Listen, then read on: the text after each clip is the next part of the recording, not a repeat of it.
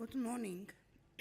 Excellencies, ladies and gentlemen, we are starting second day of 12th Africa Day International Conference, and first I would like to wish all our Muslim participants a very happy and peaceful Eid al-Fitr.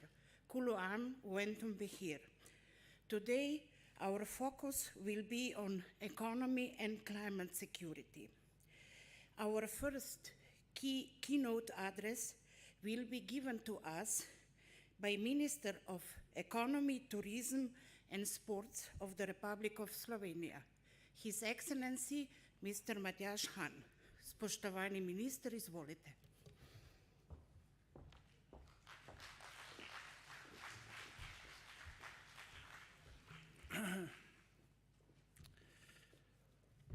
Okay.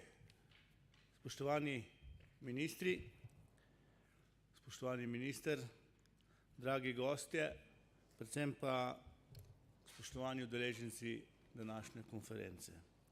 Najprej vam moram izreči dobrodošlico v Sloveniji. Upam, da se v naši prelepi deželi dobro počutite in da boste te dobra počutja odnesli tudi v svoje domovine. Zahvaljujem se vam za to priložnost, da lahko seveda spregovorim o gospodarskem sodelovanju med Slovenijo in Afriko. Zlasti pa, da se pogovorimo o izzivih in priložnostih, ki jih seveda prednaša podnebna varnost, ki je tako odločilna za našo prihodnost. Afrika, spoštovani, je v vseh pogledih izjemna celina z velikim potencialom za gospodarski razvoj in napredek. Jasno je, da zaradi svojih naravnih virov je ključni partner prihodnega razvoja sveta. Res pa je tudi, da največji izzivi naše generacije svoje posledice puščajo v največji meri predvsem v afriški celini. In naslavljanje teh posledic, gospe in gospodje, je odgovornost vseh nas. Slovenija se kot odprta država izjemno dobro zaveda tega globalnega sodelovanja. V Sloveniji smo odločeni, da skupaj z vsemi afriškimi državami prispevamo k reševanju izzivov, kot so trajnostni razvoj, biotska raznovrstnost in pa seveda tudi podnebne spremembe. Rad bi vam povedal en podatek. Slovenija 40% ozemlja, v Sloveniji 40% ozemlja zavarovanih, pa smo za Naturo 2000 in tako naprej, pa smo kljub temu izvozno naravnano gospodarstvo in tudi tehnološko napredno gospodarstvo. In to mislim, da je zelo pomemben podatek. Velike krize, ki so v zadnjih letih narekovale tempo razvoja, so seveda tudi našo domovino, našo Slovenijo prisilile v premislek, kako se razvijati v prihodnje. In odločeni smo, da gremo v smeri. Seveda, to ni politična floskula, vendar gremo v smeri zelenega prehoda in krepitve obnovljivih virov energije. Seveda pa s poudarkom na umetni inteligenci, ki se jo verjetno v sodobnem svetu ne bomo več izognili, in tudi v Sloveniji v zadnjem času zelo pomembni vesoljski tehnologiji. In vse to si želimo, da bomo imeli v Sloveniji veliko delovnih mest z večjo dodano ali pa visoko dodano vrednostjo. Ustvarjati želimo kreativno podjetniško okolje, a istočasno potrebno je v Sloveniji tudi, in to si želimo, ohraniti socialno varnost, predvsem pa, gospe in gospodje, dostojanstvo naših prebivalcev oziroma državljanov. Z zadovoljstvom seveda opažam, da Slovenija že več let krepi svoje gospodarske vezi tudi z Afriko in tu sem vam neizmerno hvaležen, zlasti na področjih, kot so infrastruktura, energetika, kmetijstvo, turizem in pa digitalizacija. Smo tudi država, ki je seveda aktivna partnerica na področju razvojnega sodelovanja. Dovolite mi, da izpostavim samo nekaj projektov, pri katerih sodelujemo oziroma jih sofinancira naše Ministrstvo za gospodarstvo, turizem in šport. V Ugandi recimo nadgradnjo informacijskega sistema z upravljanjem s pitno vodo. V Egiptu sodelujemo na prehranski varnosti oziroma razvijamo nekatere globalne dobaviteljske verige, predvsem na paradižnikih v Egiptu. Potem smo tudi sodelujemo s Tanzanijo, predvsem na vzpostavitvi nacionalnega vozlišča, tako imenovanega blockchaina, in pa v Gani se pripravljamo na nadgradnjo informacijskega sistema za pitno vodo. To je samo nekaj projektov, ki mislim, da so dobra osnova za nadaljne sodelovanje. Želim si, da tovrstno razvojno sodelovanje preseže svoj ta osnovni namen izboljšanja kvalitete življenja ljudi. Naj to sodelovanje postane tudi temelj uspešnega gospodarskega razvoja med slovenskimi in afriškimi podjetji. In jaz moram reči, da sem seveda zelo hvaležen ekipi iz MZZ-ja z ministrico Tanjo Fajon in na čelu za odlično organizacijo dnevov, ki bodo seveda krepili sodelovanje med nami. Veste, Slovenija je zelena država, to upam, da kolegi tudi vidite, in želimo oziroma naša naloga je, da takšna tudi ostane za naše zanamce.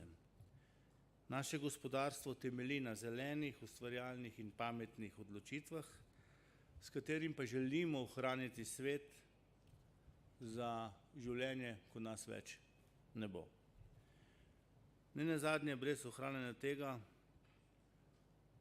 mislim, da sploh smisel, za katerega smo ta moment na tem svetu, nima nobenega smisla.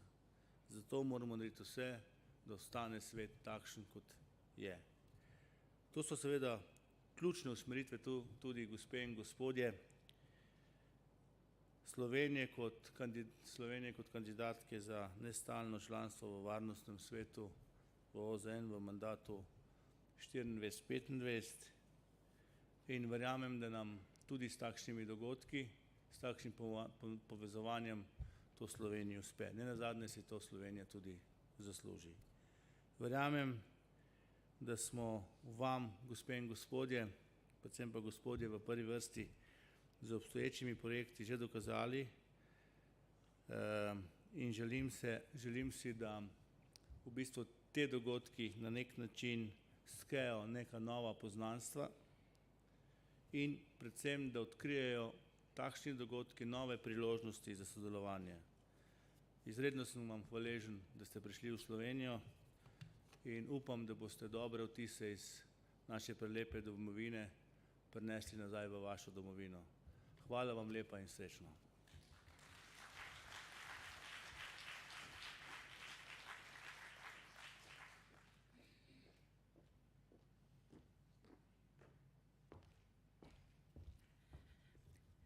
Now I'm inviting His Excellency Mr. Vincent Biruta, Minister of Foreign Affairs and International Cooperation of the Republic of Rwanda to the stage to give us his keynote.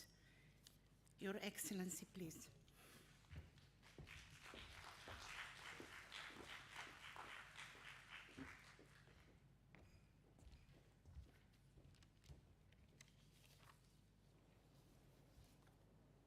Excellencies, colleagues, ministers, distinguished ladies and gentlemen, let me once again extend my appreciation to the Deputy Prime Minister and Minister of Foreign Affairs of Slovenia for the kind invitation to be part of this important conference.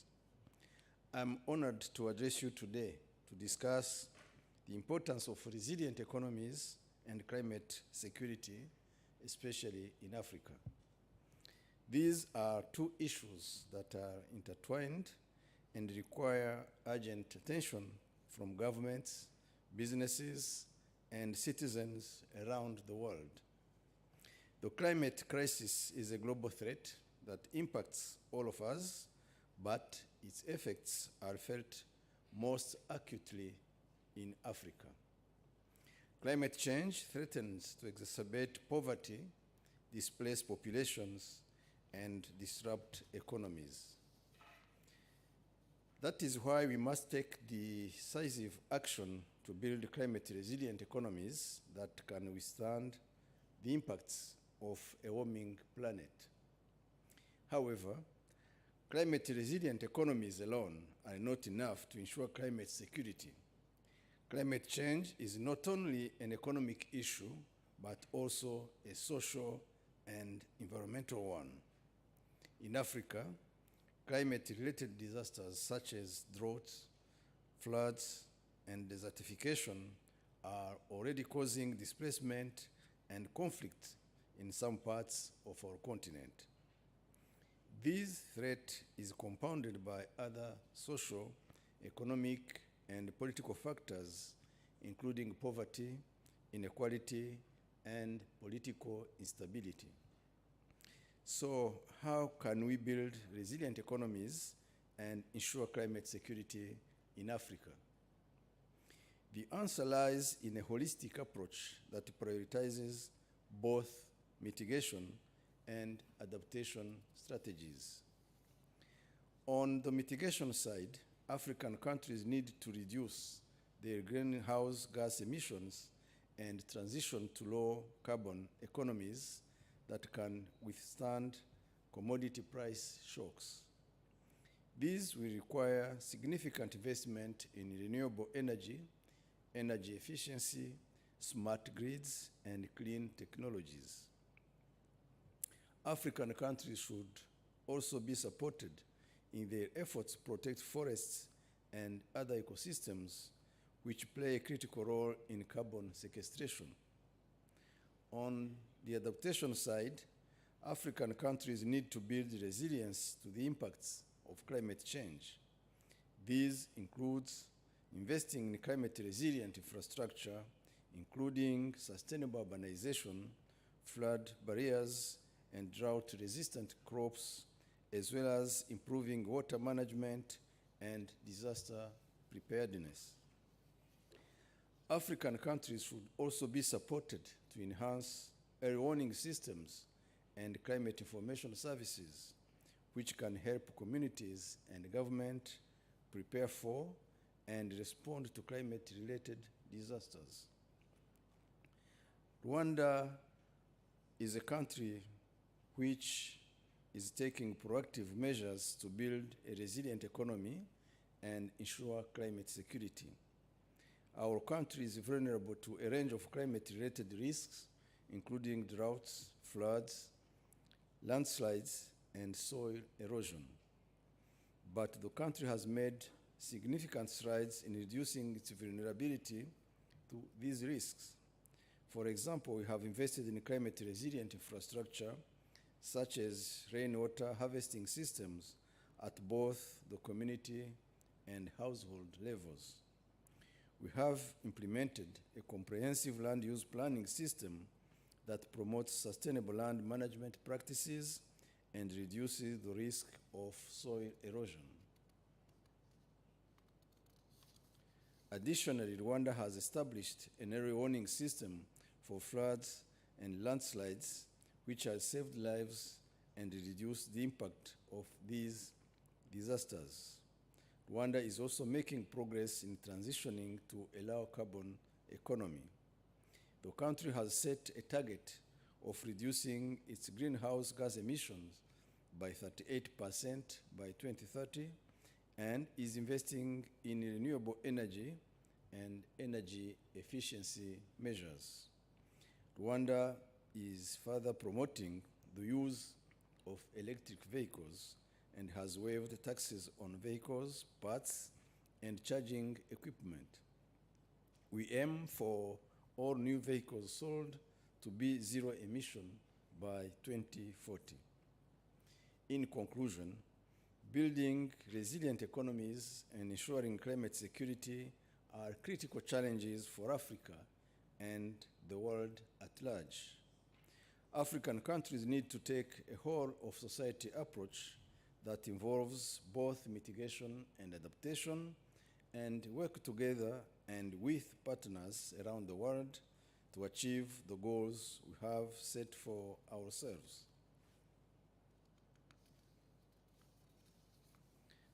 I thank you for your kind attention, and I look forward to working with all of you to create a more secure and climate resilient Africa. Thank you.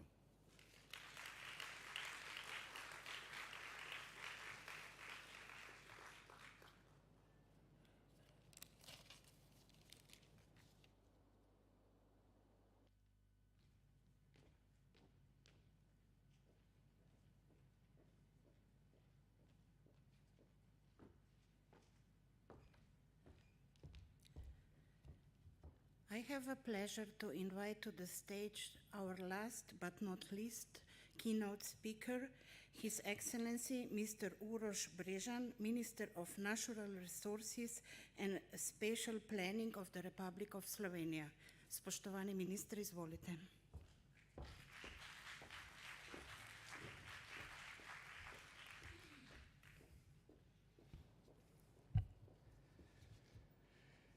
Ekscelence, gospe in gospodje, kolega minister, uvodoma bi se najprej želel zahvaliti ministrici za zunanje in evropske zadeve Tanji Fajon za povabilo na to konferenco. Res sem počaščen, da sem danes lahko tu z vami. Vesel sem današnjega srečanja, kajti medregionalni dialog in sodelovanje je ključno za reševanje podnebnih sprememb, ki so nedvomno eno od najbolj perečih vprašanj današnjega časa in, kot smo danes že slišali, se najbolj odražajo prav v Afriki. Ta svetovni izziv ne pozna meja, ne pozna hitrih rešitev, vpliva pa na vse nas in pri tem čas ni na naši strani. Prehod na podnebno nevtralno gospodarstvo je bistven za zagotovitev podnebno odporne in pravične prihodnosti, ki bo omogočilo dostojno življenje za vse, hkrati pa bo upoštevalo tudi varnostne posledice podnebnih sprememb. Danes bi rad spregovoril o tem, kako lahko zgradimo odporna gospodarstva na podnebne spremembe in o ključni vlogi, ki jo lahko pri tem imajo na naravi temelječe rešitve. Rad bi poudaril, da so podnebne spremembe izziv, ki potrebuje vse razpoložljive rešitve, družbene, tehnične in naravne. Številne države, ki jih danes tu predstavljamo, imajo to izjemno prednost, da so varuhi čudovite, pristne narave in lokalnih skupnosti, ki še vedno živijo v sožitju z naravo. In kot je moj kolega minister omenil, v Sloveniji smo lahko ponosni, da je skoraj 40% naše države pod določenimi zaščitenimi režimi. Kljub temu pa smo gospodarsko uspešna in izvozno naravnana država. Narava kot naša najmočnejša zaveznica mora biti v središču prizadevanj za ustvarjanje pravičnega prehoda in podnebne varnosti. Znanstveno je dokazano, da so podnebne spremembe in izguba biotske raznovrstnosti soodvisne in jih je treba obravnavati celostno.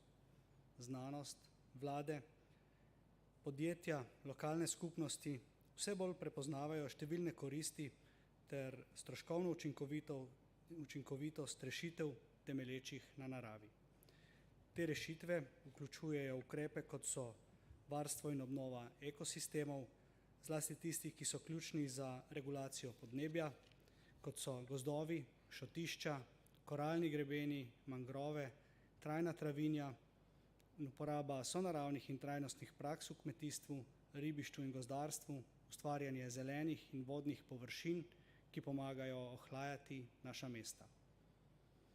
Poleg vloge, ki jo imajo pri blaženju podnebnih sprememb in prilagajanju njanje rešitve temelječe na naravi, prispevajo tudi k ustvarjanju zelenih delovnih mest in dohodka za lokalne skupnosti, kar je ključno tako za gospodarsko odpornost kot podnebno varnost in socialno kohezijo. Lokalne skupnosti so tiste, ki imajo bistveno vlogo pri načrtovanju in izvajanju rešitev temelječih na naravi, saj je za njihovo učinkovitost nujno, da so prilagojene lokalnim ekološkim razmeram in potrebam lokalne skupnosti.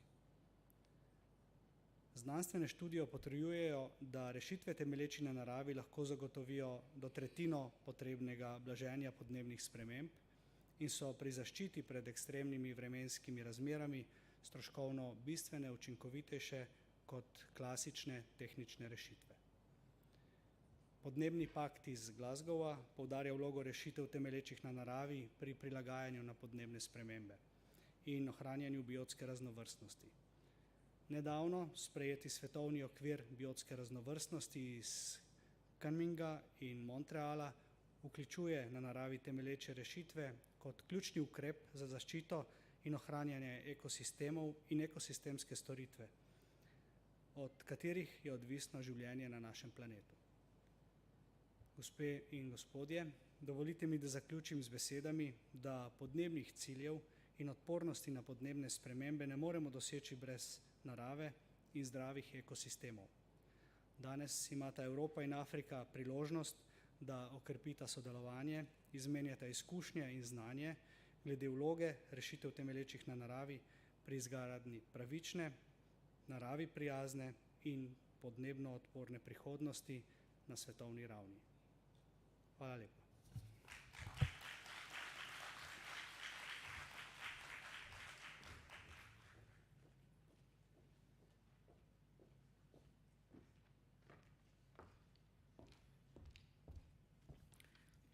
Excellencies, dear guests, first allow me to thank all three ministers for their valuable key addresses.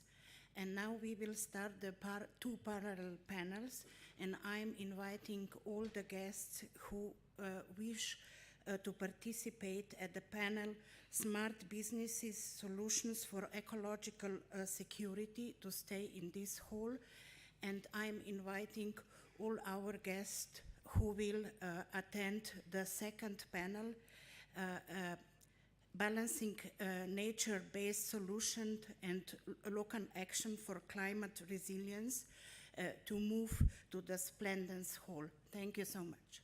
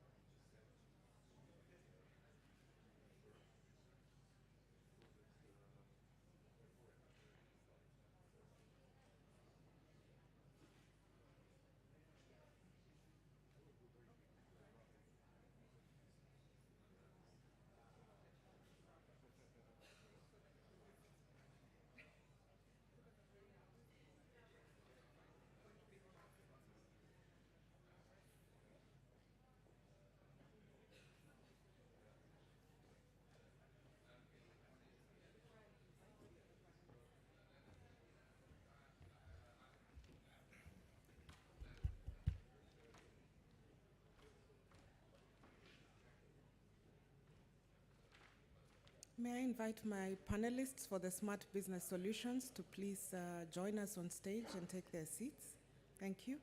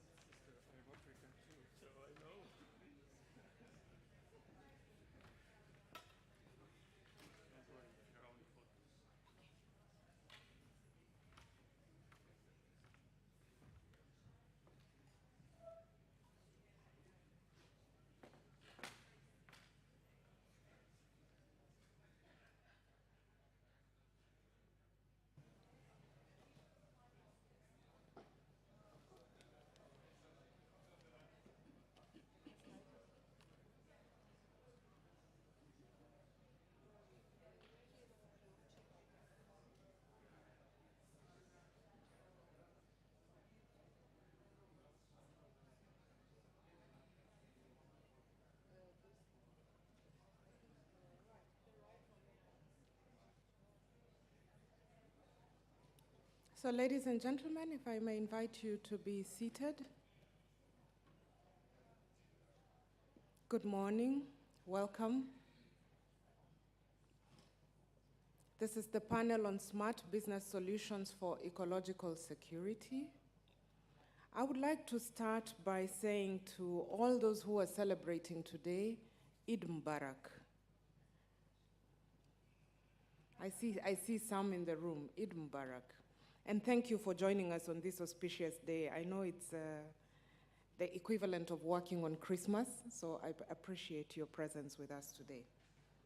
I would also like to thank our audience, both in person and online. This is a hybrid session. It's being streamed online on the Chatham House website, as well as on the Ministry for Foreign Affairs website. So for those who are following us online, thank you for being with us today. I would like to thank our panelists for joining us today. This session is in English, Slovenian, and French. We have a very short time. We do have to end by 10:45, so it's going to go by very fast. So please bear with me. In case you need to or would like to tweet about it, we have two hashtags, #AfricaDay, #CHAfrica. So please feel free to share and tweet. This session is on the record, which means you can quote anyone and you can use their names and their pictures, I guess.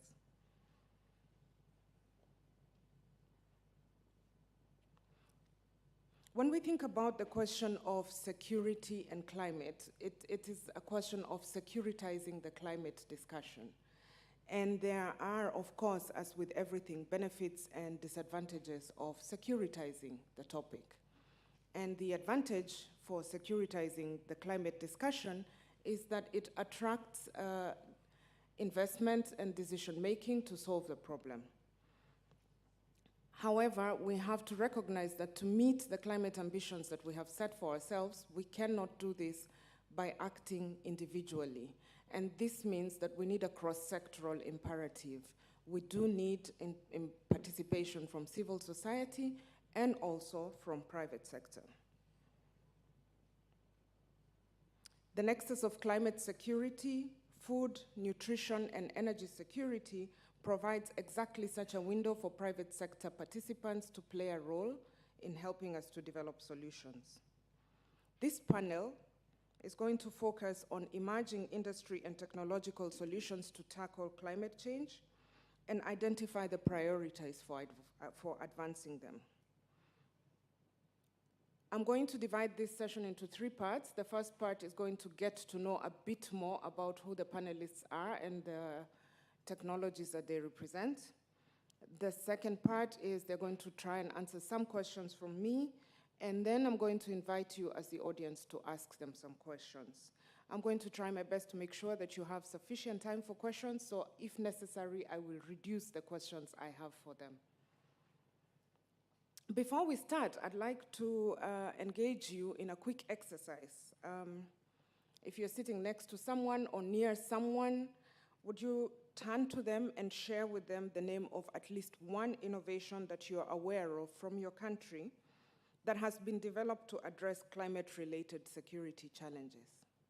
So share with your neighbor. I'm looking to hear some interesting names. Do you know anything from your country? Or it could be from your neighboring country. It doesn't have to be from your country. An innovation that comes from your country or from your neighboring country. May I ask for support with the microphones? We can take 2 or 3.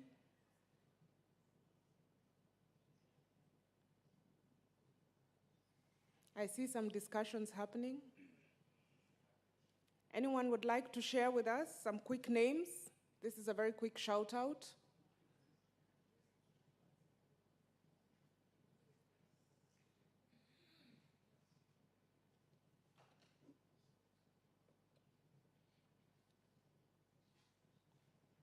Okay, there are some people behind this panel, so I see one. Thank you. Quick shout out. Yes, hello. I'll break the ice since everybody's quite shy. I'm coming from Slovenian company. It's a solar PV module producer. It's called BSOL. We are a net exporter, the only EU country that is a net exporter of solar PV.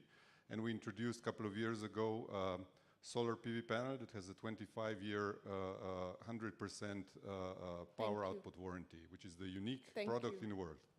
Thank you. Do we have another shout out from the room?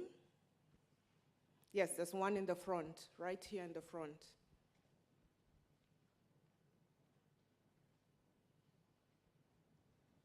And as she's sharing, I will ask the technical team to prepare the presentation of Mr. Rodish. Good morning. My name is Nusha Pavlinik from Company Roto. We already export to 11 African countries. These are wastewater treatment plants, then rainwater harvesting systems, oil separators, grease separators, so everything for water management. And we monitor and maintain all these systems with remote system. Thank you. So we have 2 solar panels and water treatment plants. Great. Turning to our panelists. Mr. Rodish is the CEO of Space Science Technology Center for Excellence, Slovenia. He has a presentation. As we discussed, 5 minutes. I will be quite strict with the time.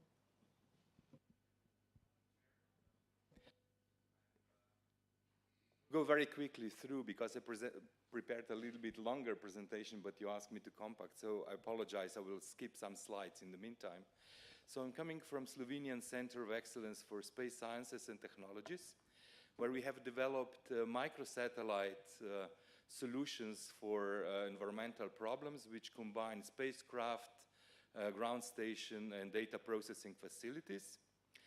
Our mission has been successfully launched to space a bit more than 2 years ago in September 2020.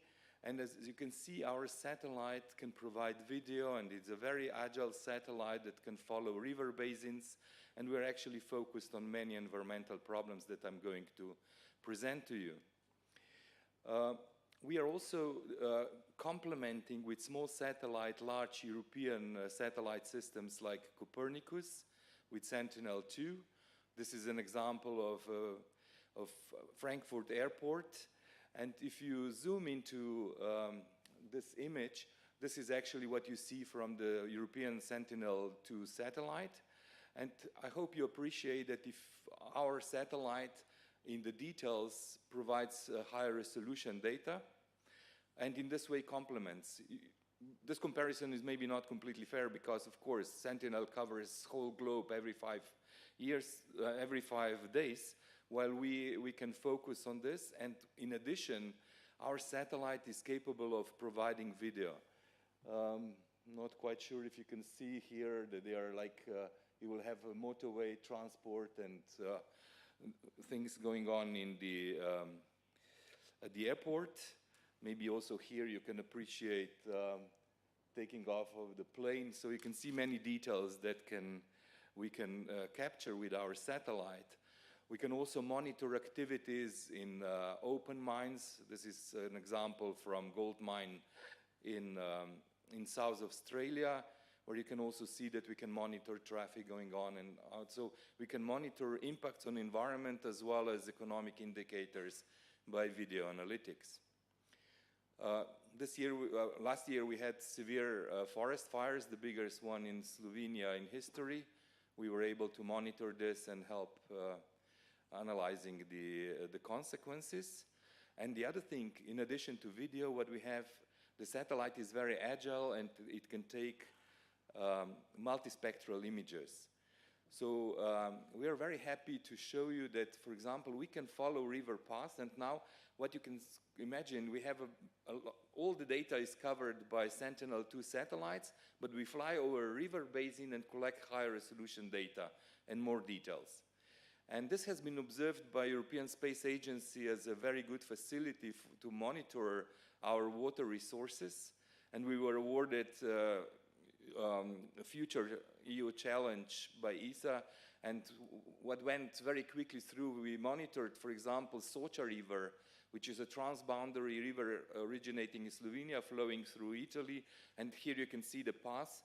And each of the images there contains a lot of information. I'm only showing the last one where the river discharges into sea, and you will be able to see that sediments that a river brings in, what is growing on in the fields, what are the urban environment impacts and changes.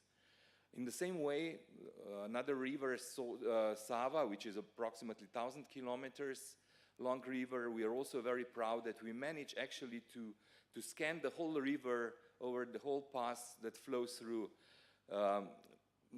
different countries, 3 different countries and 3 capitals of Sava River. And again, here, each of the image contains a lot of information, multispectral data that we can analyze to get some kind of information about the impacts on the environment and interactions in the ecosystems.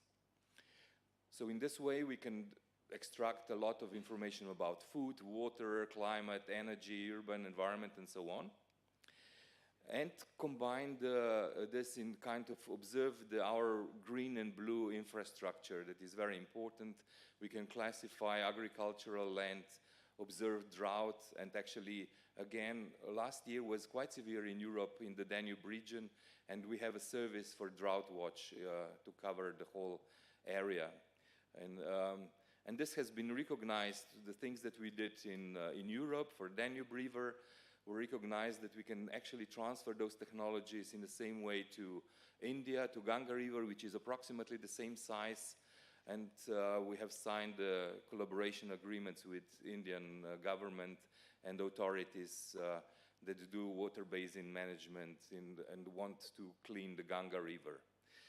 I will skip the slides here just to go very quickly through. We can also do maritime applications, monitor small boats. This is an example in Croatia where we see even the small boats, less than 10 meters, how they move and what impact they may have on the tourism can have on the environment as well. We can monitor also and help our maritime authorities to support. You see there is a boat that is inspecting on sea, and we can complement that, the same view from the space in real time. Unfortunately, what is happening in our rivers, this is in Bosnia, beautiful environment, almost like in Slovenia, but unfortunately quite heavily polluted by plastics. We can trace where these sources are coming from, and hopefully we will be able to enhance cleaning procedures. The satellite is also very agile and can take, because it's agile, we can take images from different angles and monitor waste disposals, landslides, or mining areas, and also associated volumes, so that we can get even more information about the severe impact analysis. And what we try to do, we use the satellite data to build digital twin models.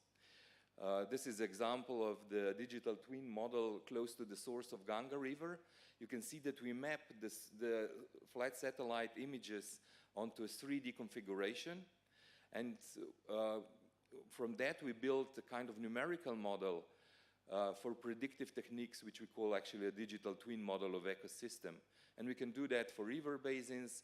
This is another example, which is a Caribbean island, Grenada, where you can see also that we can focus on social development goals and hotspots that combine also all the aspects, the satellite data that affect water, food, energy, and so on.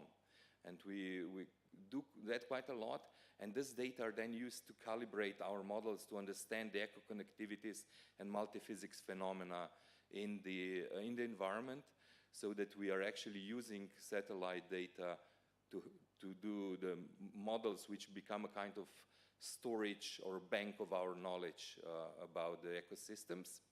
Now, the only thing I wanted to tell you also, like from multispectral images, we can see the quality of water, like sediments, chlorophyll, turbidity, plastics, as I mentioned. But quite often when we publish scientific reports, they only go so far. And what we are also developing here is a kind of art techniques that could actually convey the message also to the general society. We did that also in collaboration, for our government, we presented, and we are using this kind of approaches in many ways, where we combine the technologies with the nets, webbing, and in this way we try to combine science, technology, and arts to get the maximum impact into society and environment. The approach that I presented was welcomed by United Nations as one of the good commitments where we combine satellite data and digital twin models. What we would like to do is to bring the biodiversity as a kind of economic part, where we would like to kind of increase the value of biodiversity and also investment decisions in this area. And as I said, we are trying to combine art and science there to boost the messages through the society and get the impacts. So I would finish here. I only want to say that for African countries, everything what we developed in Europe, we are offering to your countries. I can even have a good news that for some pilot projects, we also have finances available. So if anybody here thinks that the techniques that I showed could be applied in Africa, please be welcome and talk to us. We can find solution also to do that. Thank you. Thank you. I think there will be a lot of questions about how this works, how it can be financed, and how it can support financing decisions. Our next speaker is going to be Matthias, and I think with Matthias, I don't think we have a slide for you, but we can just check. I don't think they have a slide for Matthias. So I'm just going to ask Mr. Matthias Ivacic, he's the co-founder of GeoCordis, to tell us something about his company and the innovations. Thank you. Good morning to everybody. Unfortunately, my slides are lost somewhere in the cloud environment internationally, even that I was told that they are coming here. So now you should believe me only on my words, not on the pictures like my colleagues showed there. They are really excellent. So we are small but quite innovative private company. We are already present in Africa. We started 7 years ago in Uganda with development of utility performance monitoring information system for their Ministry of Water Environment. And then we were invited to make some further applications development and work with international partners. Then we joined, or we, let's say, go to the neighboring country of Uganda, to Rwanda, when we also work with the Ministry of Infrastructure with development of IT tool to monitor and measure the parameter on the field that are related to Sustainable Development Goal 6, access people to the water, and some others. While I mentioned Rwanda already, we have together with Caritas Rwanda and Caritas Slovenia an applications also, humanitarian aid to improve the people's life in the remote countrysides. And just recently, we are involved in one innovative and knowledge transfer project in Rwanda machine learning for Earth observation that we worked with University of Rwanda and Carnegie Mellon University there, and we are working this with international partners. Not to be too long, I would like just to show that, to give you the message that we are working with spatial data, with remote sensing data, like it was presented before. On the top of this, we are building innovative applications that help people to understand, and where we are talking about climate changes, also to find some measures and some solutions to improve life and to maybe to treat, to find a solution before the problems occur. Now I would like just to show, to tell you that we are also engaged in Kenya with some application related to their water inform project. And just a few years ago, we started some small project in Ghana that was supported by the Slovenian government. Just before end this year, we are involved now in two projects in Egypt and in Ethiopia.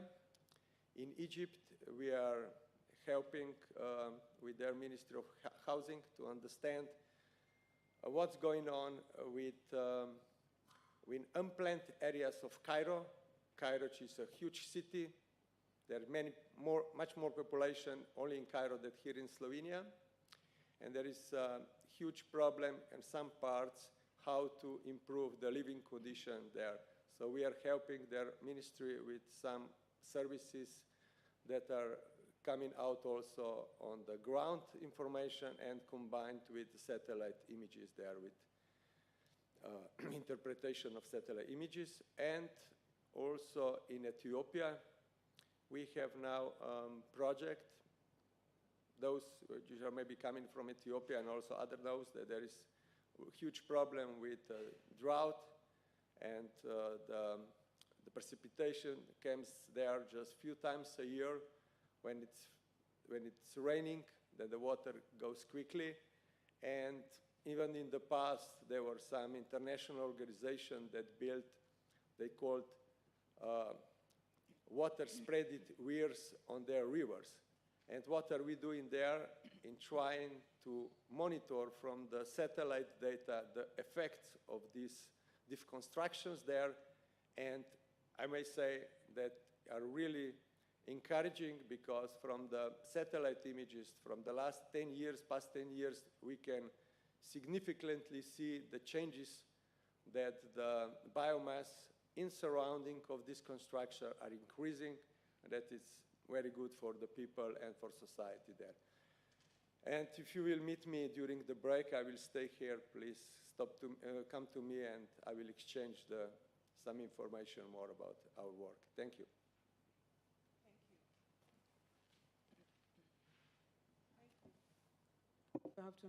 Thank you.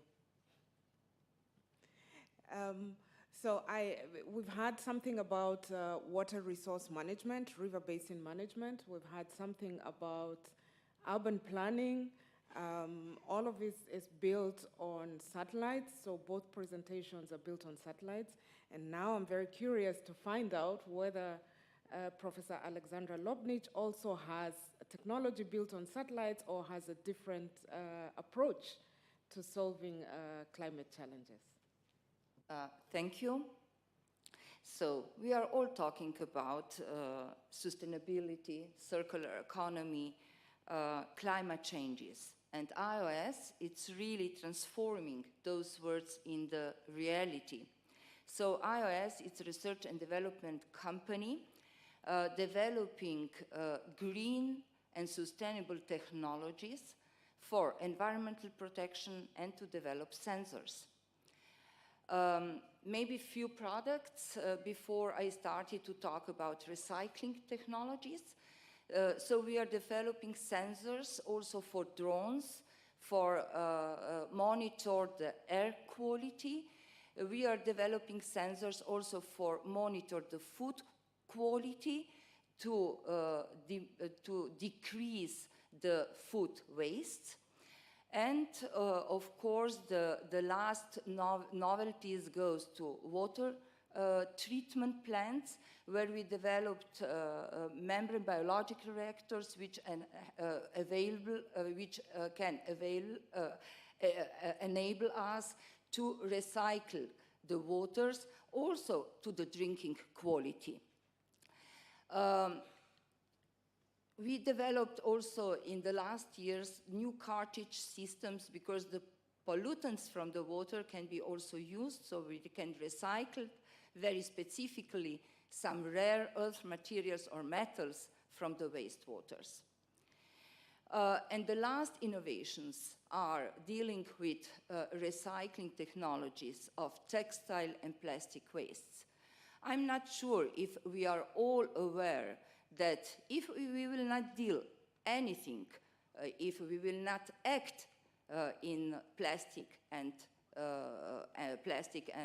textile wastes, we will have more plastic than fish in 2050 in our seas.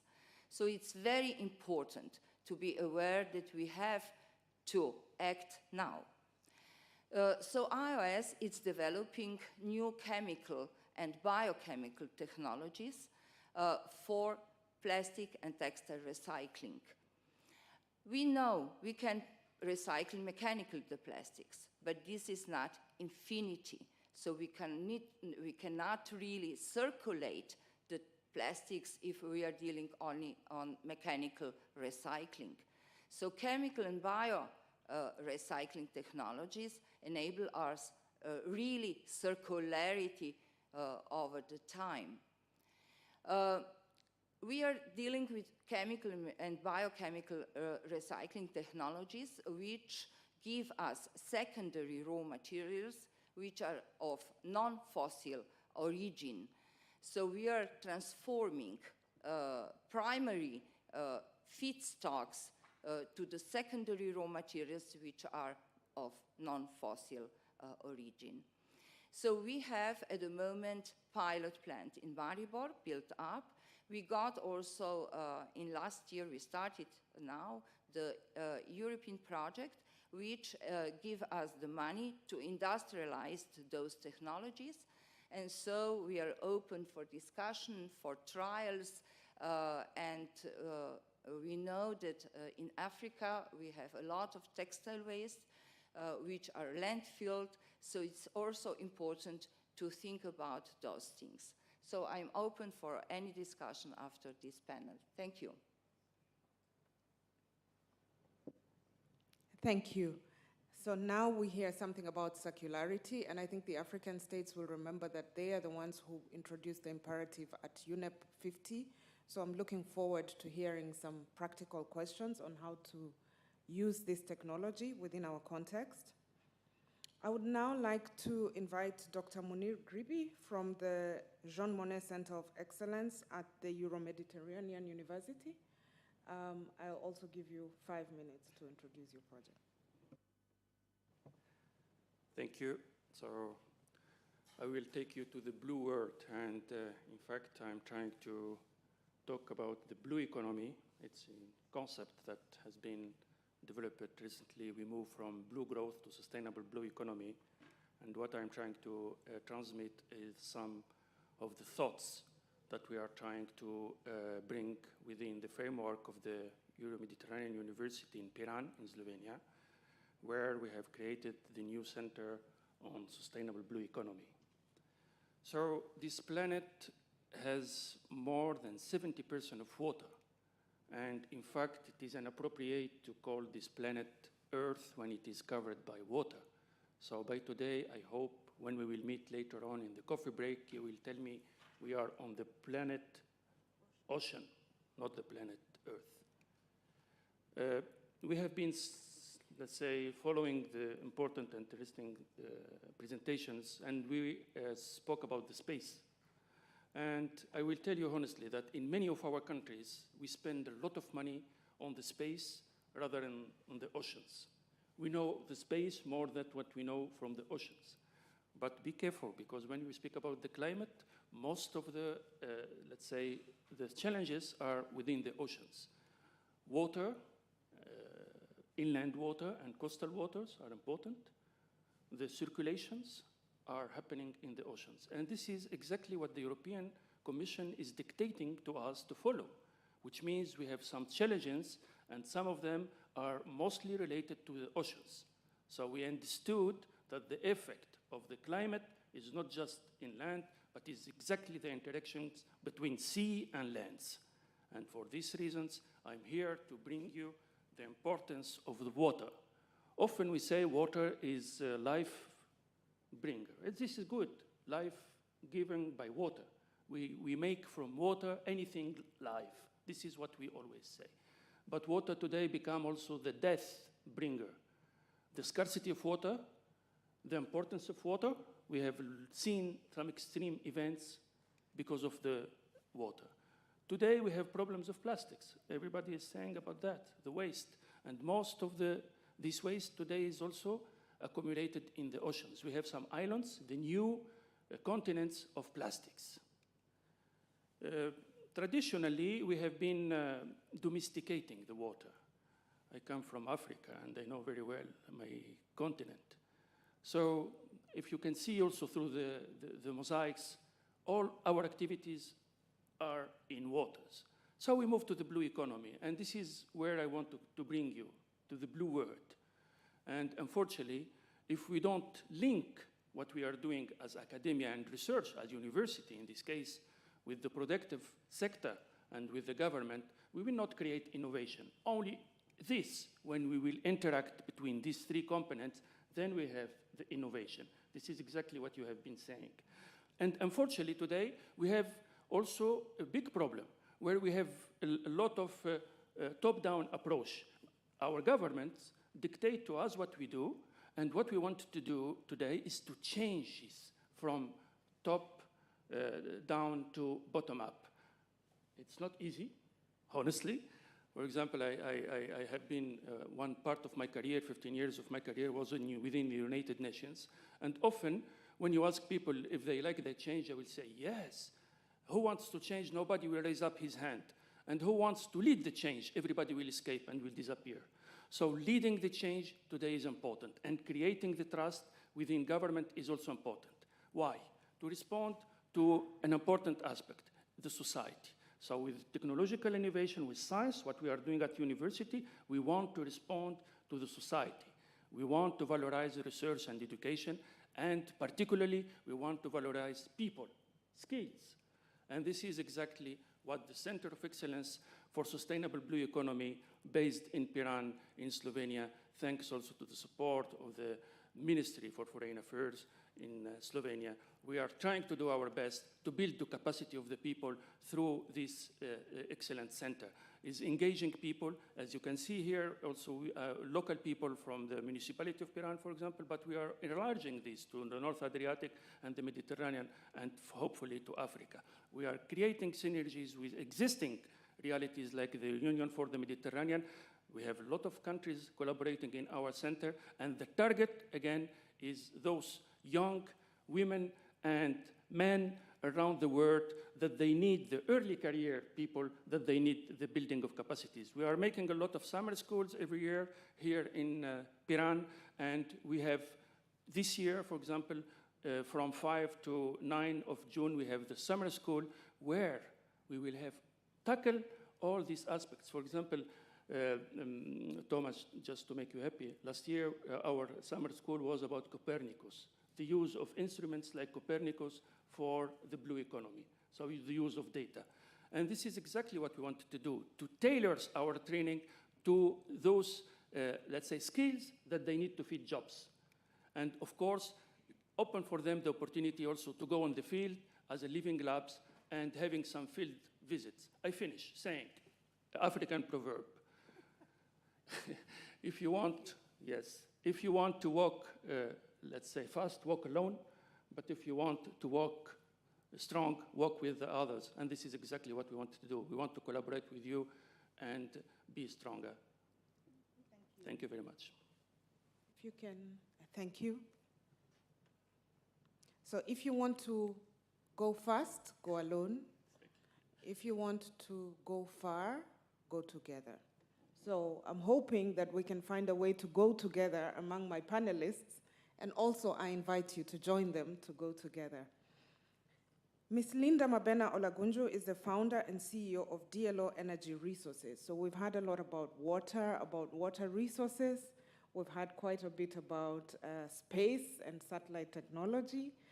We've heard about the nexus between academia, government, and research. And now we've had something about circular economy and textiles, especially in the textile sector.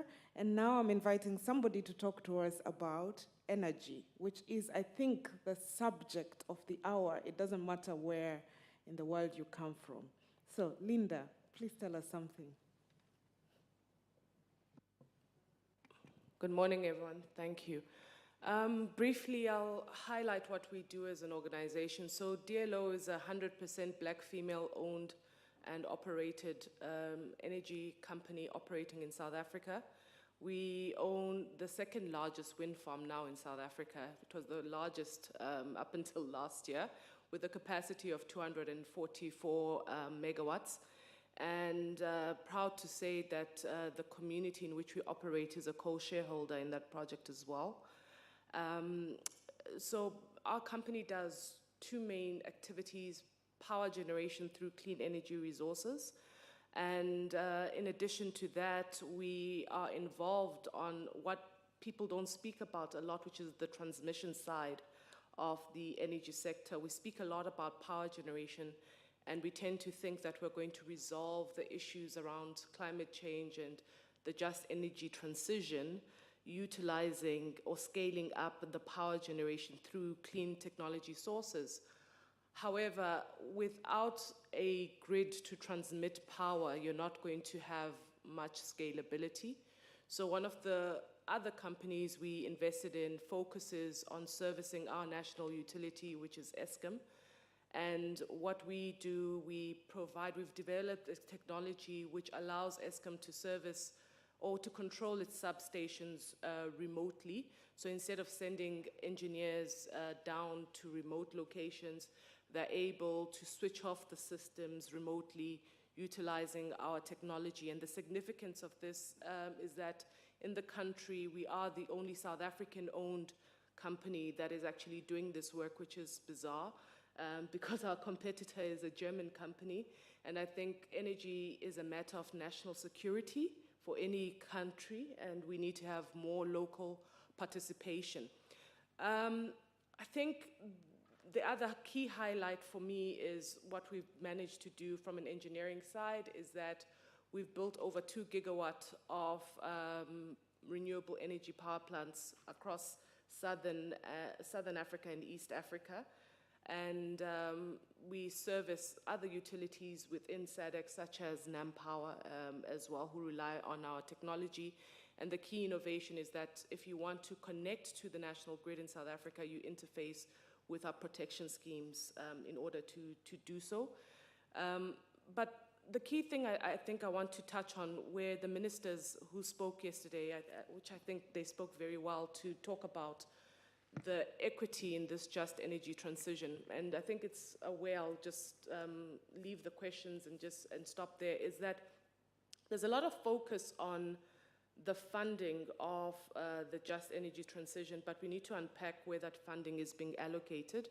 We need to unpack if it's going towards transmission, which it's not, and if it's not, what does that mean for Africa, right? And then we also need to unpack if it's going towards the development of local developers, companies such as my own or others, that are actually going to own the technology, develop the technology, and protect their national interests as well by owning the value chain of energy. And there isn't much focus on that. We also need to focus on the kind of financing that's being advanced to our governments. It's predominantly debt, partially grants, and the cost thereof. So there's a lot to unpack around the just energy transition, but what I see is that it's a perfect storm that's brewing, because everyone is passing the hot potato to the other. No one wants to make a decision. And then there's going to come a time to make a decision quite quickly, and we're not going to take the best decision for Africa. Thank you. I'd actually like to stay with you a bit, and thank you for bringing up the financing question. I want to try and understand this financing question from your perspective. What would work best? What would best promote local? Because look at the platform. I have you, and everybody else is not you. So what would help us to promote more organizations, businesses like yours on the continent? Are there things that governments can do? Are there things that civil society can do that would enable it to be easier for you to access financing and to allocate financing to the most useful point in the chain? Most definitely. So I'll stick to South Africa, and then I'll expatiate on what the rest of the continent can do. We've got development finance institutions which get a lot of funding from Europe and the West, right, to fund into renewable energy. But that funding is focused on senior debt for the project company. There is not enough equity funding for developers, local developers. So a local developer would be someone like me, where I started, where you get the land yourself, you do the EIAs, you build the project from the ground up. When you're doing that, you're empowering your people to actually know the process, right? What South Africa has focused a lot on is our policy of Black economic empowerment, which is just a transfer of existing wealth between people. You're not building companies from the ground up. And the only way you can really build a sustainable economy is to empower your people with the knowledge. So the first step around funding is, could we get DFIs to allocate a small portion of their budget to fund early stage development? You do have the African Development Bank doing that, but the processes that DFIs take in even accessing that funding. So someone like me, it's taken 2 years to, let's say, try and access the CIFA fund. And even then, it's with a lot of struggle. So we need to just have a platform where the governments earmark and say, these are the people who are playing in this space, and in order to scale, they need early stage development funding. No one wants to take the risk of funding early stage development, right? Once you do that, you start to unlock the potential of your economy. The second layer is funding manufacturing and technology-based companies. Again, we need to unpack where are the resources or where are the equipment that we're using for renewable energy projects coming from. We're enriching the economies of China. We're enriching the economies of Europe and America. There's very little manufacturing that is taking place locally. Again, to this point, my company is perhaps one of the few local manufacturers, and that shouldn't be the case for an established renewable energy market like South Africa. We've been in this for over 13 years. We should have more local manufacturing taking place, and that's not the case. There's only one other panel manufacturer based out of Durban, and they're not competitive because they can't be. So manufacturing and early stage development funding is what would help. Thank you. I'm going to try and make a switch and go into technologies, and I'm going to go to Matthias and ask, a lot of the technologies we saw that you're promoting, but Tomasz is also promoting, are dual-use technologies. In other words, we know that they can be used for purposes other than development.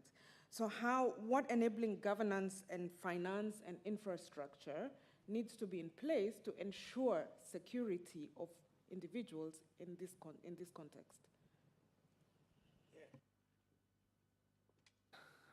Yes, thank you for the question. It's a quite challenging answer, and I'm not sure that I will give you the right answer. I was just thinking before how to be prepared on this, but okay, we are mentioning here about the Africa, or the world of the place of opportunity, which is really, I like the atmosphere, I like the heart of the Africa and the people that we are really empowered, and just like to work with the young people there. But what I've seen there with all this, we are talking about space technology, ground data, about everything. But you need to make a great innovation. I've seen innovation there much before, much more in Europe. Like, for example, like mobile money.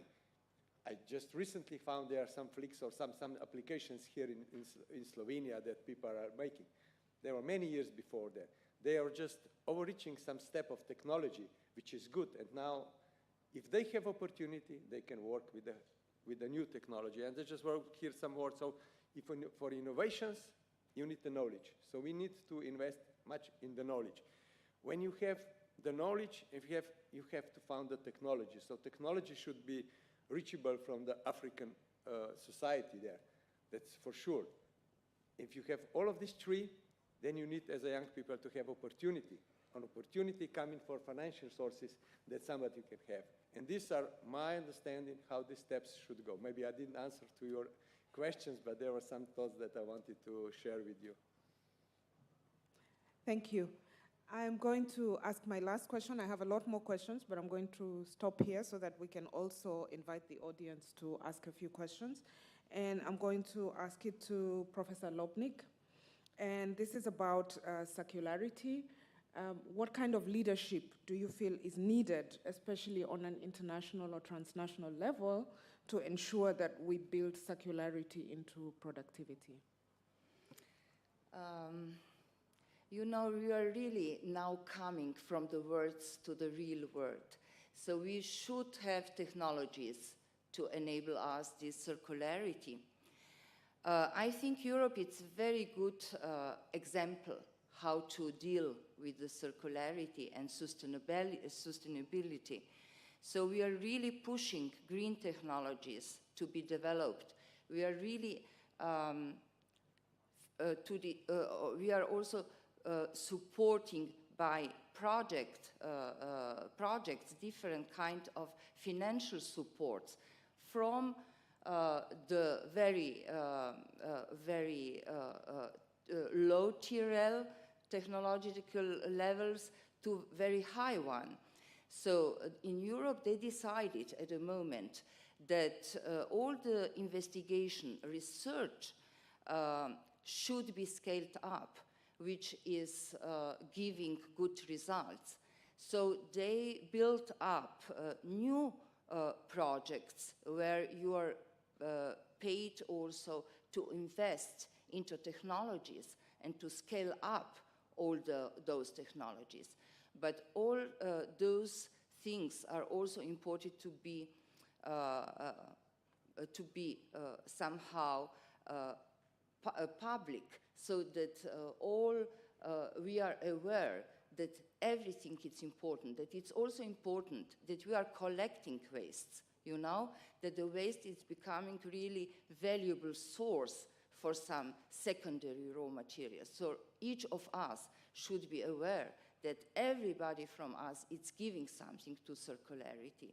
So it's important that you are collecting textile waste, that you are collecting plastic waste, because only with very good sorting we will give back very good secondary raw materials. So everybody is included in this circularity, but government, it's very important how we will deal with the circularity, and they have to support this by some financial support. Thank you. So, very important role for everyone. And this reminds me of Professor Wangari Maathai, who used to talk about the hummingbird effort. And she said that it's a story, and she gives the story. She says the forest was on fire, everybody was panicking, nobody was doing anything except the little hummingbird who kept going to the river and getting a little water in his beak and bringing it to put it on the fire. And of course, everybody said, well, this is a waste of time and effort. Why are you doing this? And the hummingbird said, if we have a problem, I will at least die trying to solve it. So I take this in that sense, that we all need to do something towards circularity. I would like to invite questions from the audience. I will try and take as many questions as we can. So if maybe there are a lot of questions, I'll take them in groups, but I'd like to have an idea how many questions we have. When you give us your question, please let us know your name and your affiliation. And please, let's try and keep it short, because as you can see, we are short on time, so I'm trying very much to make sure that I release you on time. Any questions? Okay, I see one in the front. Okay, since I don't see many, we'll take that one and then we'll continue. Thank you. Janus Berger, I'm Honorary Consul of South Africa. My question is, are the European funds for green transformation available also for the joint projects in Africa? How does it work? Thank you. Okay. I don't know if you know, Ed, I think maybe Linda and Matthias might be able to provide a short answer to this, but we'll start with Linda. When you say joint projects in Africa, you mean for regional power supply, so under the African power pools?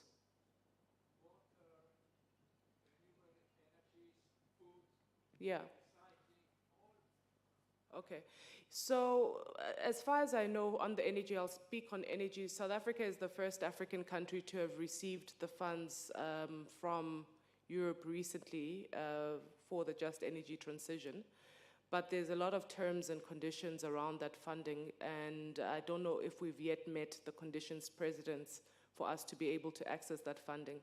But the key issue around the funding was that countries in Africa were meant to have met a certain list of criteria to make it work.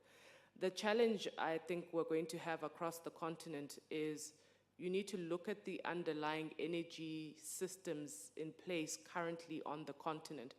So far in sub-Saharan Africa, South Africa has the most advanced renewable energy government-backed program that has the government guarantees that are in place.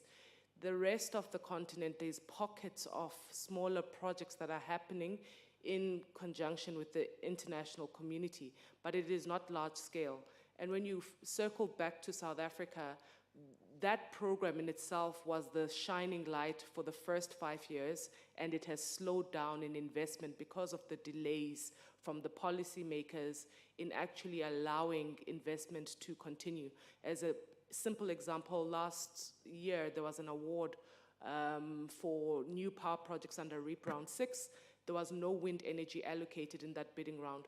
We're facing the worst load shedding in our history, and the pace at which these projects are being rolled out, for me, doesn't make sense. If you go across to Namibia, Botswana, Zimbabwe, Malawi, and everywhere else, those economies have smaller projects that are happening, but they're not at the utility scale that has been achieved in South Africa. And also the key thing has been that they're not government-backed, some of them, with the guarantees from National Treasury. So that has slowed down having a national program in those countries. So that's why the release of the funds from Europe has also been slow, because they're not seeing the kind of scale they would like to see.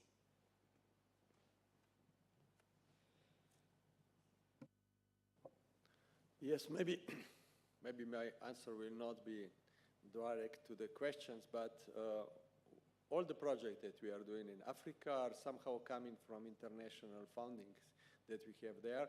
We are a small company, we could not afford to finance there or waiting for some project there, so we were usually invited for some consortiums that are financed from the European, sometimes even from the United States money. But what is important, that are always including the local partners. I mean, what we are doing is including, we have knowledge and technology transfer and also work with the local partners. And what is our future challenge now, it's also to find out, because you might know that in the Europe there is a problem of young, innovative population on different fields of technology, and we would like just to encourage them to make some kind of win-win situation, cooperation with the young engineers in other parts of Africa, and that is maybe also something we are looking in the future for some funding, that we can establish this good relationship for the future cooperation with them. I think that this is the most crucial, because you might know, as I'm as a CEO of the company, it's quite hard to get new employment, at least here in Slovenia, but also somewhere in the west parts. Okay, I'm looking across the room in case there are other questions. I see two more, so Your Excellency, and then we'll take the question from the gentleman. So thank you very much. Apparently, a lot of things have come through throughout these the conference, and some of the major take-homes is that in the climate action, climate transition, there's need for partnerships and collaborations, public-private partnerships, and all the initiatives that are being presented here are examples of innovative solutions to what the climate crisis that we are facing. Specifically, some of the things that have echoed are the need to carry people along, to take people along. There's a lot of repetitions in, just transition, equity, carrying the marginalized groups. Yesterday, I was in a panel for youth and women. I was so happy to hear when Ms. Linda was saying that your company is a women-driven company, bringing people into the space, like certain groups, into the space where traditionally you don't find a lot of, let's say, those marginalized groups. As well, perhaps youth, that has been also replicated.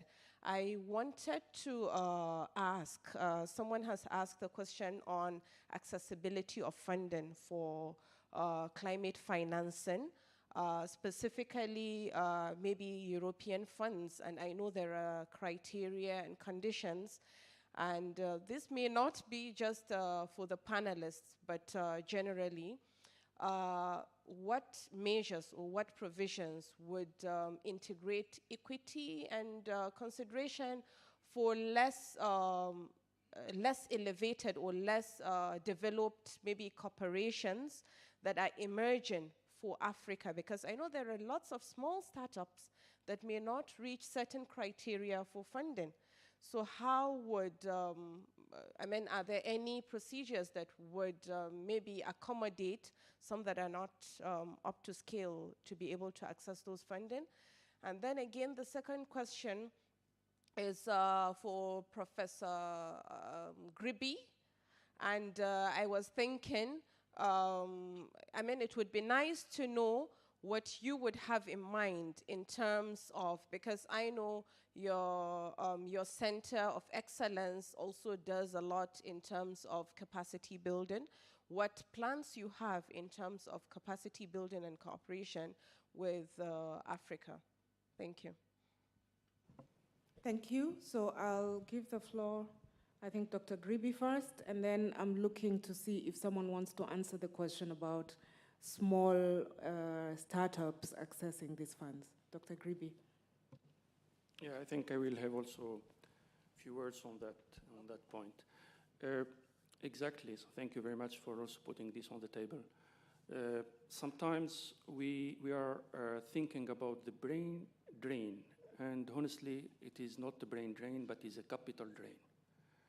Because often in our countries, particularly in Africa, we spend a lot of efforts to create those potentials, youth, but unfortunately they do not have the job. And often today, what we are trying to do is to build those capacities, to create those skills that feed the jobs. The job I need needs me. So before we create these people, we need to create the job. This is exactly what we are trying to do. Through involvement of those young people in the, let's say, lifelong training. Nice words from Nelson Mandela saying that education is today is the one that can liberate people, can make them happy in life and free. And this is exactly the knowledge that we transmit to those young people. In the Center of Excellence today, in the Euro-Mediterranean University, we are trying to bring on board those young people in a camp for innovation to contaminate them. So it's a kind of contamination lab to making them thinking that what they are offering is what the industry, what the productive sector is need, which means the matching is important since the beginning, not just give them the knowledge, filling them with a lot of information, but making them happy and, of course, satisfied of what they have in hands to be part of society with some startups and sometimes also within their career, professional career. They start even since their, let's say, studies at universities through spin-offs. So the contamination lab is important. There are some of them in many of our countries spread in Europe, but I have seen also in Africa, we have a lot of good examples in some specific subjects. So this kind of training can help in somehow these young people to create their own startups, then to look to some funding instruments that I will say variable geometry, because, for example, I understood the very good question. Today, when we speak, at least from the European part, when we speak about the Green Deal, but we put the word European Green Deal.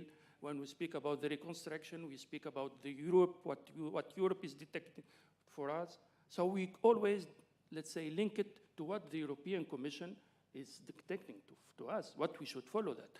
But if then we bring it to Africa, we need then to use a variable geometry where you can combine many instruments from financial instruments and mechanisms to support those youth. Thank you. I see you have a lot of support. Would somebody else like to? Would anyone else like to add to? We had two questions. So I see Alexandra, you would like to speak. Maybe I can tell you what we have in Slovenia. So we are supporting spin-offs, small companies. So we have this supporting mechanism for more than 10 years, or I think almost 20 years. So you can establish the company and you can get funding from the government, from Slovenia government, for 2 years. So you have supported employment for one person and some material costs, so you can start something. So this is very important. But European Commission gives also some money, but there is much more challenging to get such a support. It's not a big money, but it's starting money, and this is very important. If you have very good idea, this starting money is really important. Thank you. There was one more question. There was a gentleman, yes, with his hand up. I don't know if anyone else would like to ask a question. We're also running towards the end of a session. Okay, so I'll take both questions from the two gentlemen. Hello, I'm Andras Orejar from the Slovenian IT company Arctur. And I have a question in a similar line that maybe we have been discussing it right now. So there is a goal in Africa to facilitate like the rising of the younger companies, to build companies, SMEs and so on. Is there a program or something in place to actually measure this transition of the companies or just increasing companies and to facilitate them and help them to grow better, to develop in a more sustainable way? Thank you. Thank you. And if you can give a microphone to the gentleman sitting in front of you.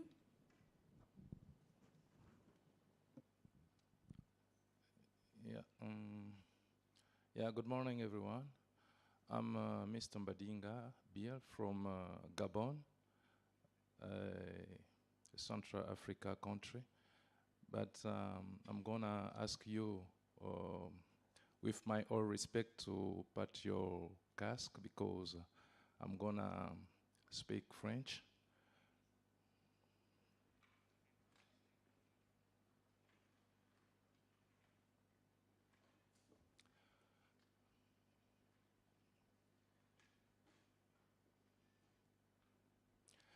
Alors, merci.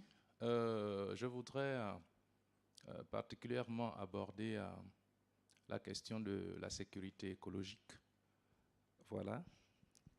Alors, certainement que M. Thomas voudra bien intervenir et aussi professeur docteur Alessandra. Voilà. Alors, le Gabon est un petit pays de certainement 266 667 km², mais recouvert en partie à 88% de forêt. Voilà. Et il joue un grand rôle dans le bassin du Congo. Et le Gabon est un véritable absorbeur net carbone parce qu'il émet très peu et absorbe beaucoup de carbone. Après, je voudrais savoir comment vous pourrez, n'est-ce pas, l'accompagner, mais vraiment de façon concrète pour la gestion, n'est-ce pas, de l'espace. J'ai vu la présentation notamment du premier intervenant, M. Thomas. Est-ce qu'il est question, n'est-ce pas, d'accompagner le pays avec cette technologie pour la gestion, n'est-ce pas, de l'espace vert? Alors, la deuxième chose, c'est concernant les déchets plastiques et textiles. Voilà, notre pays, n'est-ce pas, fait face à ce problème qui est véritablement une épine, et c'est certainement que vous contribuerez à faire en sorte qu'on en soit débarrassé par vos suggestions, vos propositions. Est-ce que vous avez, n'est-ce pas, de contacts dans ce sens pour créer peut-être de partenariats avec le pays pour aider dans ce sens? Je vous remercie.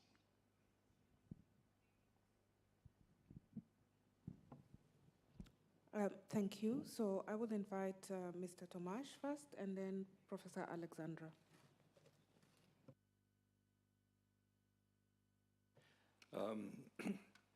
Thank you for the question.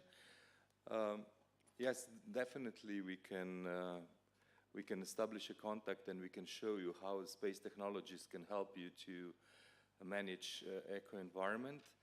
What we usually do is we start discussing with you what are your real needs, requirements.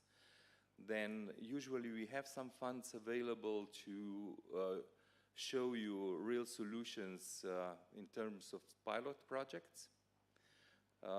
Currently we have some funds available from European Space Agency following up our development projects, which are also for technology demonstrations. I believe there are also some funds available here locally in Slovenia to support that. And then once we establish all this, we have some knowledge how to make project proposals for World Bank, for example. And the other thing which I would like to learn, but I don't know how yet, you have probably seen yesterday that representatives for the European Commission mentioned about the climate funds. I think there was even mentioned a big number, like about 100 or 150 billion. This, I believe, has not been unlocked yet, but we would also like to learn how to get access to that. And on the other hand, the projects I'm talking about are really much, much smaller magnitude of that. While on the other hand, we learned from Minister Malawi that actually this 100 billion is not that much to deal with climate funds, because only Malawi would need 50, I believe, for recovering from the recent disasters. So please, can we just maybe talk afterwards and I can explain you in more details what we can do, but certainly we can help. Thank you. Alexandra? Of course, we are interested to spread those technologies to various countries. So this is also the idea. So therefore, European Commission already supported the industrialization of all those new technologies. And we are open for any private governmental venture capital investments which can build such technologies also in your country. I'm not aware at the moment for specific call or funding which can be used especially for such technologies in Africa. But I'm sure that we can find the right way. So we can discuss about that also later if you want. Thanks. Thank you. I believe there's still the question about the processes and systems for supporting early stage businesses in Africa. I can tell you that there are a lot of business hubs in Africa, but I think we really are running out of time, so I will have this conversation with you after the panel. I would just like to go around my panelists, one last question.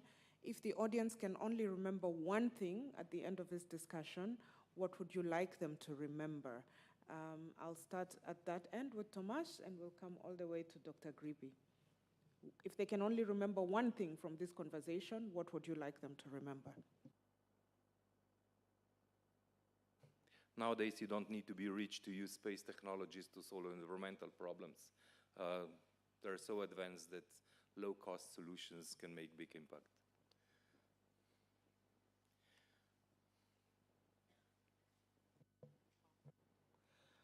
I'd like people to remember from this discussion sort of how to lobby their governments to negotiate the best deal for them to benefit as African citizens for this just energy transition. And I see we have some ministers in place here. So for me, for the leadership of the African states that are here, it would be please negotiate the best deals for us, because we need to benefit financially from this just energy transition. Please make sure that there is local manufacturing. Please, please, please make sure that we're building up our own capacity of developers. We need to own these power plants.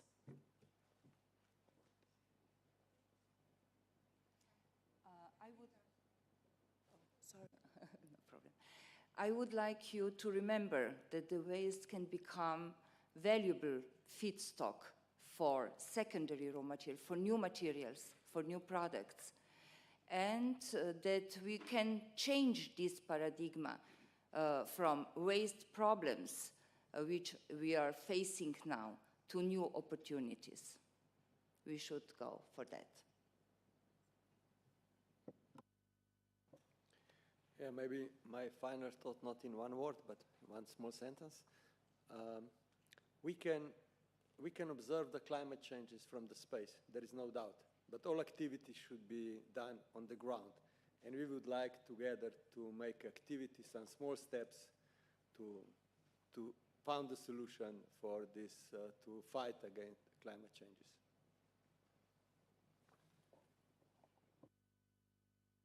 Thank you.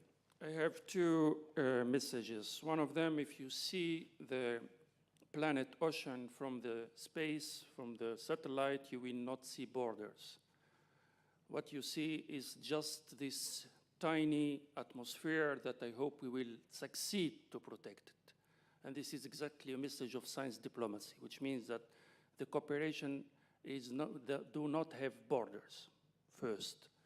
Second, if you deal with environmental issues, use your children. I have a daughter of 8 years old, and she's the ambassador. When she comes at home, she teaches me. I am a professor at university, but I see that she is even better than me. She teaches me educational, environmental education. So we need to invest on youth, those men and women, and particularly women in Africa. This is the message that I want to transmit to you. So you don't need to be rich to use these technologies. You need empowered people to negotiate in the best interest of our nation states. Waste can become a valuable feedstock. We need to take action on the ground. Planet Ocean does not have borders, and we need to invest in our youth. This is a very good note on which to end this panel. I would like to thank everyone, both online and in presence, for being here and for allowing us a few extra minutes at the end of this panel. I would also like to announce that we are now having a coffee break, and after the coffee break, there will be 2 parallel panels. In this room, there will be a panel on the African Business Clubs presentations. These are business clubs in collaboration with the government of Slovenia. And in the other room, across the, on the other side of the hall, we will have a session on securing the just transition and what is the role of international climate financing. Sorry, yes? There's a change. So I'm going to let Smiliana make the announcement about the change.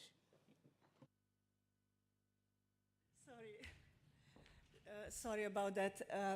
The international climate financing we have mainstreamed in all other panels, and in the next room we will have presentation of a MUNI campus that Professor Gribik has just spoken about. The students will present their business projects, and of course I cordially invite you to attend this and other panel as well. I'm sorry about the change of the late stage, and I really thank Elizabeth for wonderful chairing the panel. Thank you, and everyone. Thank you.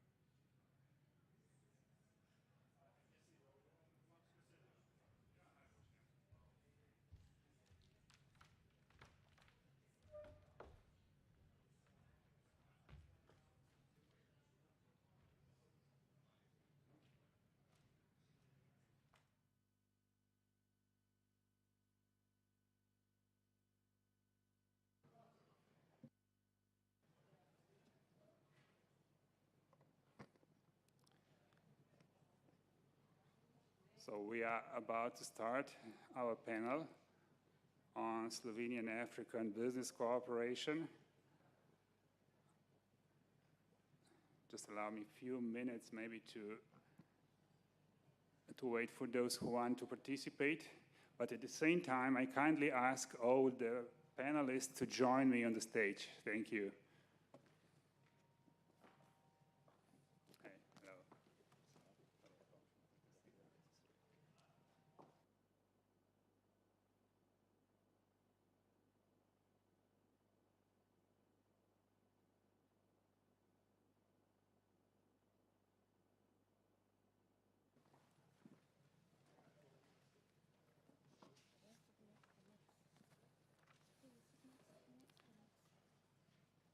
So, Excellencies, representatives of the companies, ladies and gentlemen, dear friends, welcome to the panel dedicated to Slovenian African business cooperation. My name is Rok Tomšič. I am coming from the Ministry of Foreign and European Affairs. I'm head of department for non-European countries. I will be your host today, the moderator of the panel today.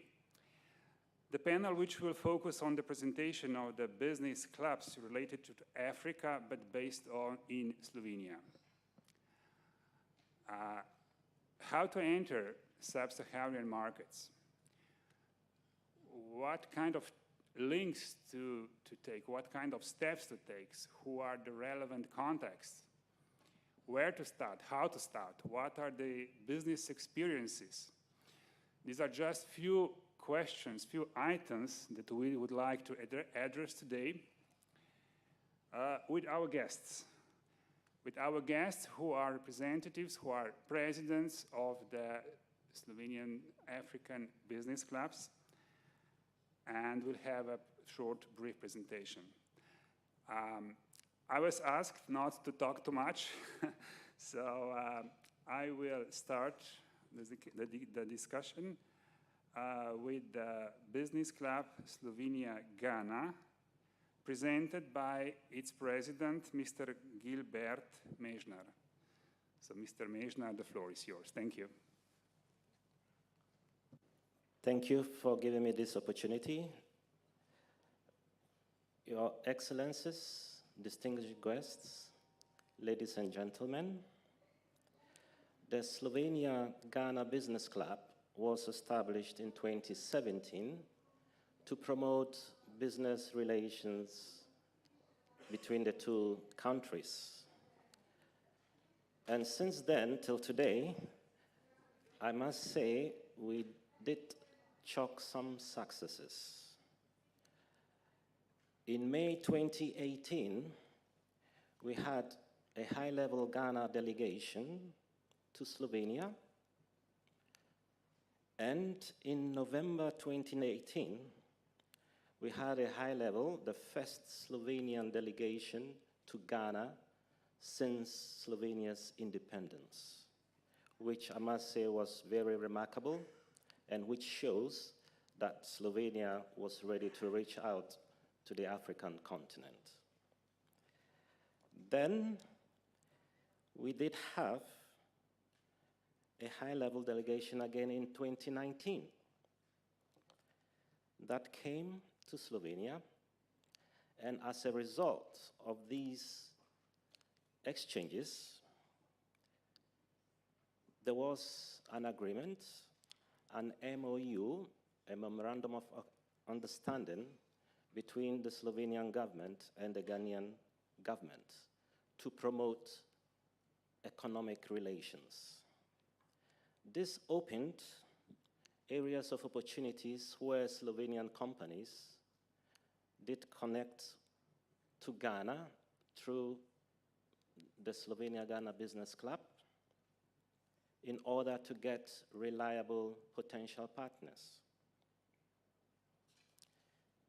Then in October 2020, we remarkably had an arrangement with Slovenia to give technical support in the field of beekeeping.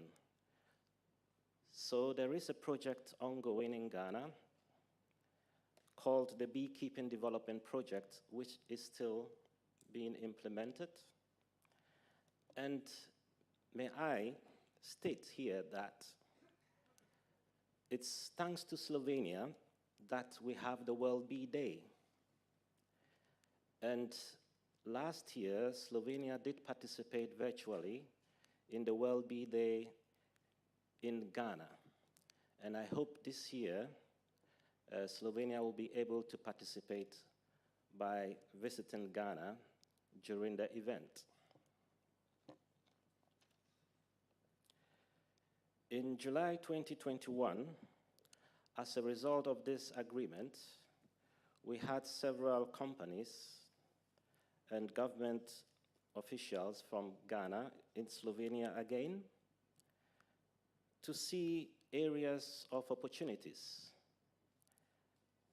They did realize that Slovenia is a repository of technology and innovation.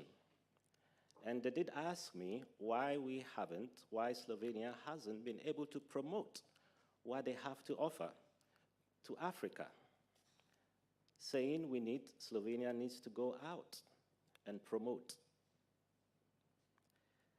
The Slovenia-Ghana Business Club collaborates with the Slovenian Foreign Affairs and the Ghana Foreign Affairs, and of course the Ghana Embassy in Rome that is also taking care of Slovenia. And I must, at this juncture, notify the panel here that we do have Her Excellency Ambassador Marin Benya in our midst, Ghana Ambassador and her delegation from the Ghana Embassy in Rome. Akwaba, dobrodošli v Sloveniji. We do have also other projects in the pipeline, especially the establishment of a center in artificial intelligence in Ghana, in collaboration with the International Research Center for Artificial Intelligence in Slovenia. There are already talks ongoing, and we hope very soon this will be materialized. We do have a project that is the water management project in Ghana with Slovenian technology, and we do hope this will be upscaled in the near future, and also other companies that are looking for transfer of technology. We also do have a project, a communal waste recycling project in Ghana that is being financed by the Slovenian Development and Export Bank. And we're looking forward to going again to Ghana for the commissioning. 2 months ago, the Slovenian Development and Export Bank sent a delegation to Ghana to meet with potential business partners, and they did see the opportunities. And now we're looking to receive bankable projects where there will be the transfer of technology from Slovenia. The president of Ghana's vision for industrialization of Ghana fits well with the transfer of technologies from Slovenia. Instead of only importing goods, it's necessary for the transfer of technology from Slovenia, and I must say Slovenia is willing to do that. At this juncture, I would also want to give an announcement of an international maritime defense exhibition and conference in Ghana from July 23rd to 25th, which will feature the largest gathering of African maritime industry and address the issues of maritime security on the continent. I do know we do have strong companies in security and defense. Some companies have been contacted, and the club looks forward to their participation to showcase Slovenia's technology and solutions in the maritime security. In the area of cultural diplomacy, the Slovenia-Ghana Business Club was able to arrange in 2019 for Wiyala, and she is championing the cause of cultural diplomacy between Slovenia and Ghana. And since then, she has been coming to Slovenia, and very soon, I guess, she will soon become a household name among the youth in Slovenia. There has been, along these years, also visits by Slovenian companies to Ghana. I know it's not easy, the first visits, the second visits, before there could be something realistic. There are challenges, but we do keep on to make sure most of the projects that are in the pipeline become materialized.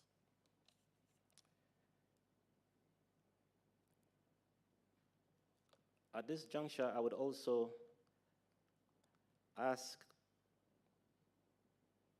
the government of Slovenia to see the areas of having consulates or general consulates in the West African zone because of economic cooperation. I know in Africa the only embassy is in Egypt, and this really becomes somewhat cumbersome for business entities traveling from Ghana or other African countries to Slovenia. And as this happens, most business entities get frustrated and tend not to come to Slovenia and rather go to other neighboring countries where they are present, where they have their embassies present there. I would also ask the intervention of the Foreign Ministry to find out projects at the European Union that are being implemented in Africa. Slovenia contributes to the European Fund and also has the opportunity and right to implement projects that are being suggested by the European Union. In Ghana, this is possible. It's just to know the projects that are in the pipeline and inform the Slovenian business community these are the areas that could happen. I hope this suggestion will be taken seriously because Slovenia has a lot to offer, as I said initially. It's a repository of technology and innovation, and Slovenia and Africa can be good partners in various fields. Thank you. Thank you very much, Mr. Gilbert Meisner. Many thanks for your ideas, for your suggestions. So as I understand, several projects might be of potential interest of both countries. I'm very glad to hear from you about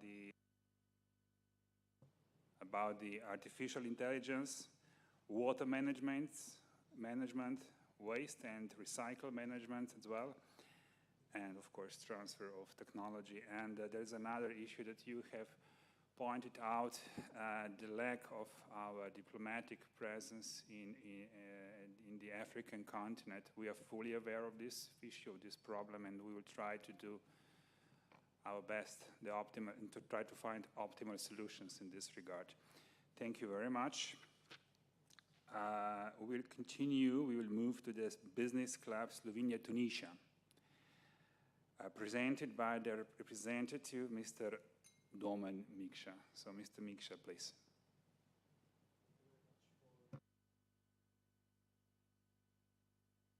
Sorry, okay. Thank you very much for your word. First of all, I would like to express greetings for the holy holiday today for all people of the Muslim faith. So Eid Mubarak to everyone who is celebrating Eid today. Anyways, yes, I'm representative of Tunisian Slovenian Business Club. We are founded in 2018. We founded the club with my business partner, Mr. Leonardo Carpinteri, who is also today here with us. Club actually has approximately 25 members. They are mixed, so from Slovenian companies to Tunisian companies and as well Italian companies. Tunis is the country which is the closest to the Europe, as all of us know, so it somehow could be a door to African economy. So I think it's not necessary to now here sharing with you some pure data or information about the state. I think most of us know the Tunis, but I would like to point out maybe some fields that we consider to be have a potential for Slovenian companies and on which we should work all together even with the Slovenian state to support the Slovenian companies to be more brave and to try to make some success on the Tunisian market. Anyways, Tunis is well integrated with their neighbors. They have absolutely no conflicts with them. So we have to know also being in Tunis also means being close to Algeria, being close to Libya, being close to Morocco, to Egypt, to all this so-called Maghreb region. According to our experiences, the best way, I mean, where we have a positive feedbacks, and especially Mr. Leonardo maybe could tell this more than me, so the president of the club, who is presented in Tunis, I think, more than 10 years, if I'm right. The best way to do business in Tunis so far, it was proven that is to participate on the public tenders. Tunis has a centralized state procurement, so many times it happens that there is simply no bidders on some public tenders, but unfortunately Slovene companies are not well informed about it, which is the problem of resources, maybe the lack of diplomatic support and other things. But mostly we see a lot of many opportunities actually in the field of IT, agricultural machinery, construction machinery, and also there is one very important thing. As all of us know, this particular moment, Europe has a problem with the lack of the labor force. And Tunis is very young and strong, let's say, nation. So many companies which we are seeing from other countries, what they are doing in Tunis is also to cooperating this way. It means they are opening their branches, they're opening their they're opening their branches actually in the country because simply they don't find anymore the workers in Europe. So this is one of the practice that we saw. It could be also very helpful to Tunis for Slovene companies.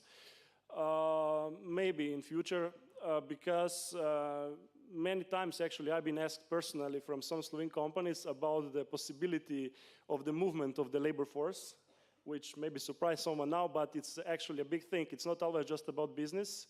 Many times it's also that some companies are searching some other things also about, they are asking us also about to find different types of suppliers, because Tunis is kind of rich country in terms of the agriculture.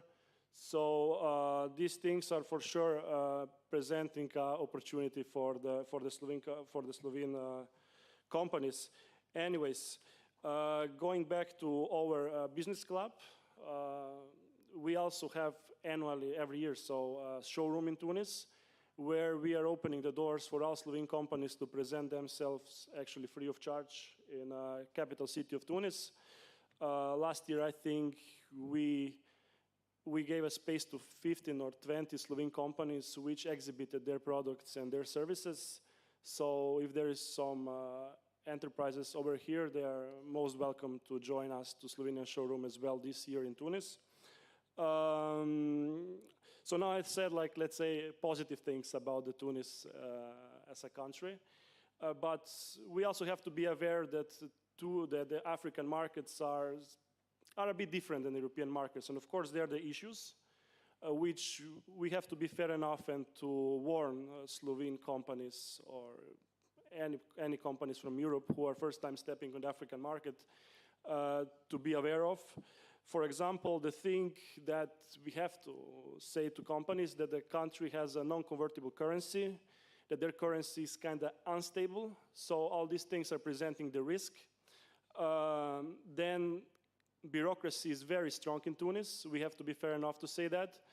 At the same time, the political situation, it's, let's say, stable, but in some particular moments also looks unstable since 2011. So every company that decides to go to African market has to be informed about these things and has to be aware of them. Anyways, Slovenian Business Club will also in future continue with our activities. We are supported by the Slovene agency Spirit, which is supporting the business clubs abroad. Let's say in the past we were better supported, this year a bit less, as all of the other African business clubs here, I believe. So this is also the topic that should be spoken, I guess, because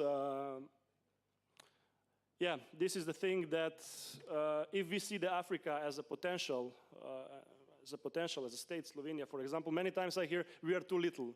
But I don't think so, you know. When I go to some African states, like in Tunis, I've been in Morocco or something, I see many times there is a cooperation with also little states, with Hungary, with Serbia, with Croatia, with, you can simply see their boards, you know, when it's written, the project is supported by the Hungarian Exim Bank, for example. But Slovenia is not really active in this manner, so we have a lot of space to develop because Slovene companies can show a lot of know-how, a lot of technologies, a lot of products that we have, and not just the big companies, also the little companies. For example, I'm not a professional in the club. I do have my own company.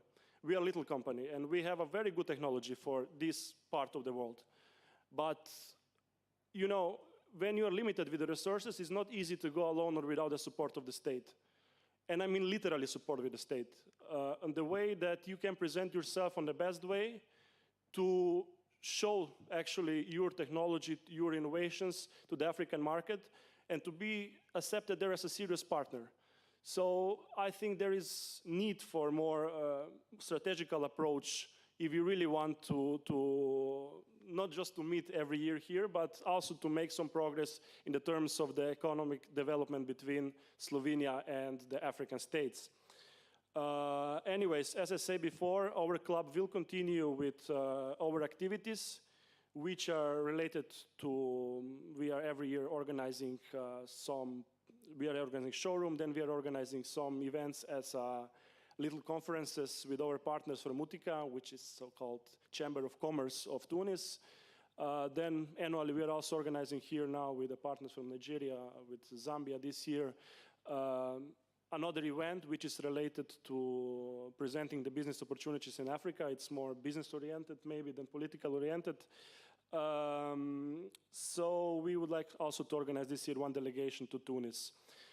Anyways, from my side, that's it. If there is some questions after all, you are most welcome to ask me whatever you want.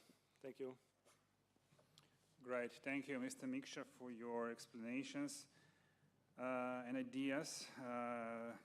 As I understand, IT is of potential, of course, and a very interesting explanation from you is that the best way, or one of the best ways to enter that market is through public tenders, which is very, maybe specific for Tunisia. Okay, let's continue. Fred Tuduma is long-standing president of the Slovenian Nigerian Chamber of Commerce and at the same time president of the Business Club Slovenia Nigeria. So Fred, please. As you wish, and please allow me just one technical information I forgot to mention at the beginning. For our panelists, of course, the PowerPoint presentations are possible, as you know. So thank you. Fred, please. Thank you. Good morning or good afternoon, everyone. My name is Fred Uduma. I'm the president of the Slovenian Nigeria Chamber of Commerce, and I would like to thank Ministry of Foreign Affairs, Republic of Slovenia, the Chatham House, and of course the Bled Strategic Forum for the wonderful opportunity to present ourselves. Well, by way of introduction, the Slovenia-Nigeria Chamber of Commerce, as well as the Nigeria-Slovenia Chamber of Commerce, was established previously in 2013 and lately in 2021. Both was established as a non-governmental bilateral organization. It's also a fee-based organization, and the aim of this was to build, to promote, and to facilitate trade and investment activities between Slovenia and Nigeria. Also to serve as a bridge between the two countries in areas of business, education, and cultural exchange, to develop strong partnership with business organizations and governmental institutions, to build a robust business network that translates to opportunities and profitable business transactions for members and partners, and last but not the least, to encourage mutual beneficial bilateral relations. Okay. Our visions and missions, I would not like to mention all, but our mission is to strive to bring Slovenian companies there, which means we strive and put our hard work in order to bring Slovenian companies or individuals who are interested in doing business in Africa. Our vision is to be that one-stop shop or one-stop platform that will perform genuine trade and investment activities, so that people that come to us will believe in our work and will be sure that they will not be failed in any way. Our objectives are many, numerous to mention, but I will just mention but a few, like you see on the slides. The most important thing is the collection and dissemination of information regarding the economic situation and development of economic, political, trade, political, and legal questions. Monitoring and analyzing economic trends that exist between the two nations and giving our members or interest partners this information. To assist Slovenian businesses to access the Nigerian market, helping them to understand and adapt to Nigeria's business etiquette, which is completely or slightly different from what is available here. And to facilitate business trips and encourage companies to join business events, exhibitions, trade fairs in both countries. The mission and vision continues, but I will, as it's on the slide, I will just go over it. Well, when we established the chamber in 2013, that of Slovenia, the Slovenia-Nigeria Chamber of Commerce, we had a two-point strategy. And this two-point strategy was to build the foundation, because we needed to have a base. We needed to have a good platform that will, these people or these companies or individuals, or even other institutions, business institutions, that we're going to bring into the chamber will be able to have a platform where they will do their business, where they will have all the basic information that they need.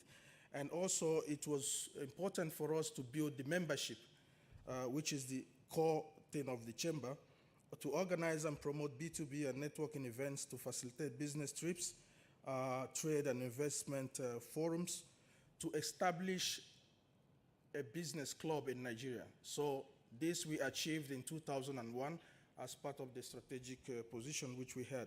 So in 2021, sorry.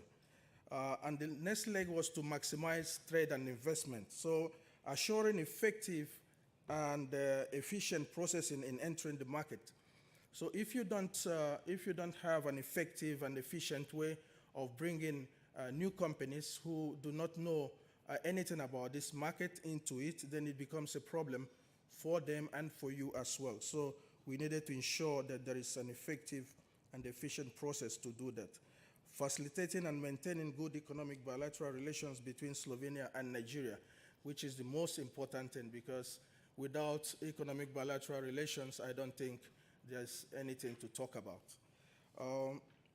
And effecting high engagement and win rates of our members in the pursuit of trade, tenders, and projects, like Mr. Mishka mentioned. Pursuit of tenders are very important, and with this approach, we got our first project in 2016, which was valued at about 1.2 million US dollars with two Slovenian companies in the area of soil remediation, erosion control. Our services are also numerous, but I will just mention but a few, because as a member-based organization, we provide these services in order to sustain the chamber. So by doing so, we are providing reference to domestic and foreign supply source. We assist in arrangement of joint venture partnerships. It doesn't have to be joint venture partnership. It can be any kind of partnership. So we also help companies to comply with import and export requirements, because like I mentioned before, companies that need to enter a new market need to understand the rules and the regulations. Business associate verification. This is a very important one, because here we have what they call Nigerijski pismo in Slovene language, the Nigerian letters. So when these things come, we have to do those verifications to confirm actually if those companies that want to do the business, they are real or not. Providing information necessary to start a business or establishing any form of company in Nigeria. And most importantly, providing consultancy services and providing advertising opportunities. So in our website, we have our showroom in our website, so you can actually, we can actually present your companies in our showroom through our website, so that Nigerians or African companies who are seeking to do business in Slovenia can actually in real time see what your company is offering. So our membership is open to legal companies, individuals with business and educational and cultural interest. We also accept NGOs or any other business organization as our members. Also, membership are categorized in these forms, which are large and medium-sized companies, small companies, entrepreneurs, startup companies, NGOs, and we also have the honorary membership. Benefits, which is very important, because if you're joining an association, the first question is, what do I benefit from there, especially paid membership? So we offer advocacy, business intelligence, and community networking. And that is one of our key and the most important thing. So we ask, why do you have to join us? Why do you have to join our chamber? So because we provide comprehensive support to companies and individuals that wish to explore and establish business operations in Nigeria, assisting them to understand and adapt into Nigeria's specific business rules and culture. So this diagram here illustrates how we work. So we have the local knowledge of these markets that we talk about, and then we have combining it with the relationship built over time, provides in pursuit of the opportunities that exist, either tenders, either trade, or any kind of opportunity that exists, brings success for our companies. So this is a simple analogy of what I have just described. We say that we talk the talk and also walk the walk. Pardon with me, because I will finish soon. Why? Next slide, please. Okay. When we talk about partnerships and bringing ideas into Africa or wherever it might be, I'm wearing this cap just for brand awareness. So, two companies, Uwa Connect Technologies Limited and B-Planet DO, both are IT companies. They have come together to establish what we call OWA Social. So this is a partnership between Slovenia and Nigeria. OWA Social is a Pan-African social network. In literal terms, I would say it's Africa's Facebook, or Facebook for Africa. So the aim is to connect Africa and African descendants around the world. What is OWA, you might ask? It's a social media network that seeks to give Africa and the world a platform that captures the Afrocentric expression, culture, and way of life, where content is created by the people and people only. So it's built on three legs. One is the social feed, another one is the economy, so that people, entrepreneurs, and young people can make money while being social. And the communication is just like modeled after WhatsApp, so you can have, and you can be in touch with your family and friends all over the world. If you would like to know more about us, we invite you to visit our website. Like I mentioned before, members, events, and our affiliations are all spelled out on our website. If I have more time, or no, I'm done? Okay, please go to the second to the last slide. I know I would not have the time to actually fulfill. Hello?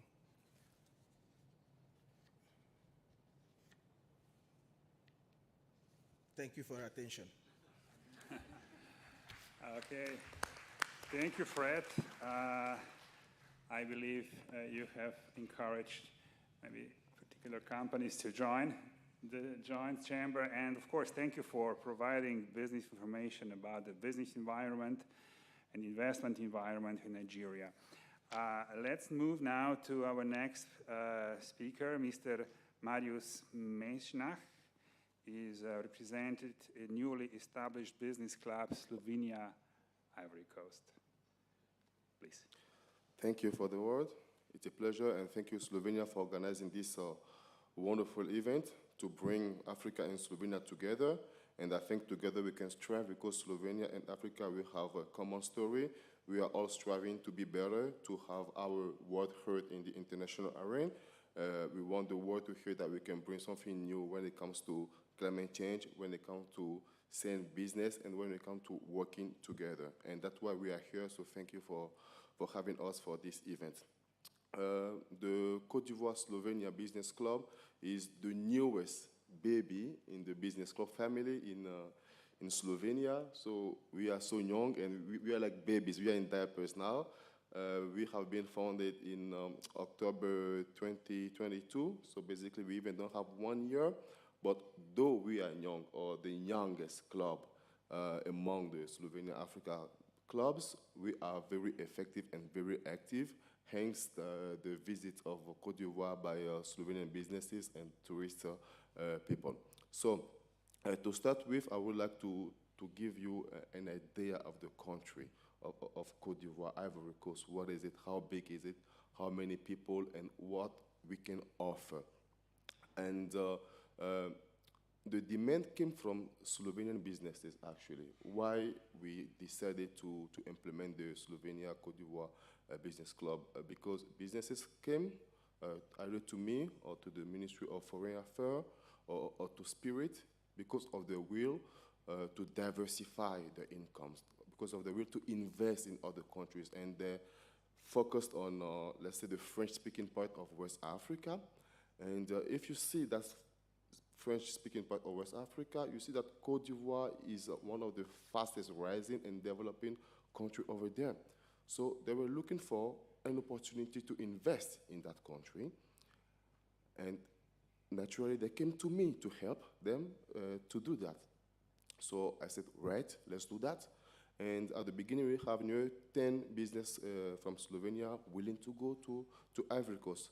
So as Mr. Duman mentioned, and Fred also, and I think Gilbert the first, the lack of representativity of Slovenia in West Africa is definitely a problem.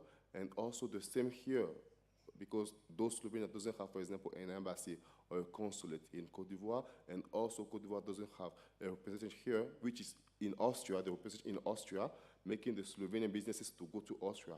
Though they would like to have somebody here that they can trust and make it a bit faster, a kind of link, middle link, somebody that can speak Slovene. So having that opportunity, making it possible that somebody can come to you, da lahko govoriš, ok, jaz bi šel v Cote d'Ivoire, kako lahko me pomagaš, ne? Pa potem pa gremo na kavico, pa rečem, dobro, pridi, kaj imaš, kjer je tvoj biznis, dobro, to rabiš, tak, če boš tak, potem pa ne boš dobil, ne, zato ker tak ni prav. To so naše zakoni, naše pravici, potem pa te pomagam. In potem pa dobimo, ne? So, you see, it's so important to have that opportunity to talk to somebody that understands your language, you have that confidence, and then we can go directly to the public officers and then to do that contact. So we managed to organize that, and we have the confidence of the shareholders, for example, in the main cities in Slovenia, and that's how we made our first trip to Cote d'Ivoire. And when we came, we discovered, for most of them, that Cote d'Ivoire is 322 square kilometers and Slovenia is 20 square kilometers. So they see the huge difference already in the size.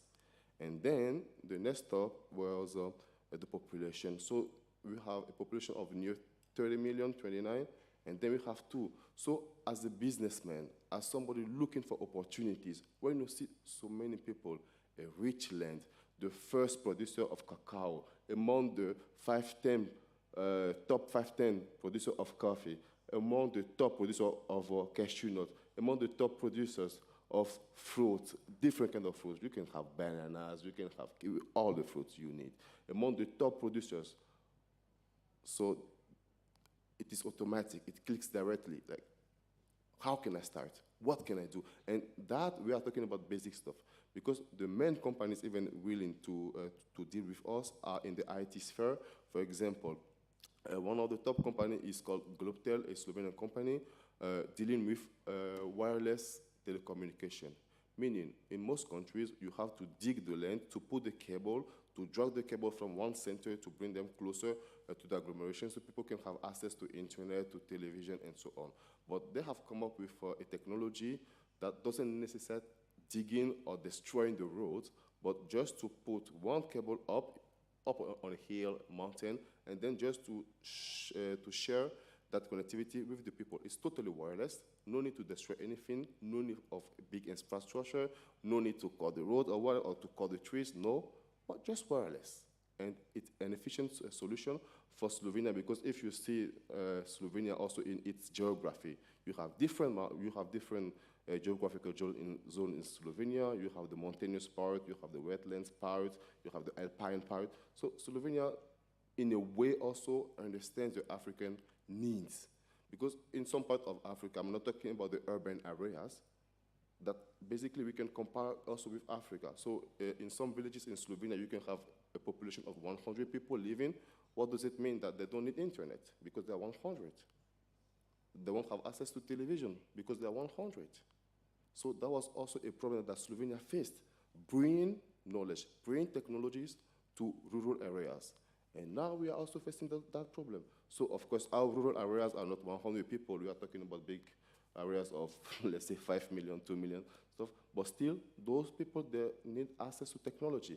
And bring a company, for example, like Globtel, to provide a solution to help us, not now, to dig again, to put the cable like that, the solution that we have now on the market, but to bring innovative solutions is a plus, and Slovenia is part of that success story. And we are working together with the company, with the authorities, and when the slide will move, you will see, we have a picture of them and so on, and you will see, hopefully, that in 1 year or 2, we will have the first pilot station of Globtel with I mean, let's say with contactless connection for people, which is something, a great solution, and to be the first one in that part of Africa. So I think, though we are, as I said, less than 1 year, we are already going forward. The second thing I would like to mention, as a result, is our connection to a security company called CETIS, also in Slovenia. So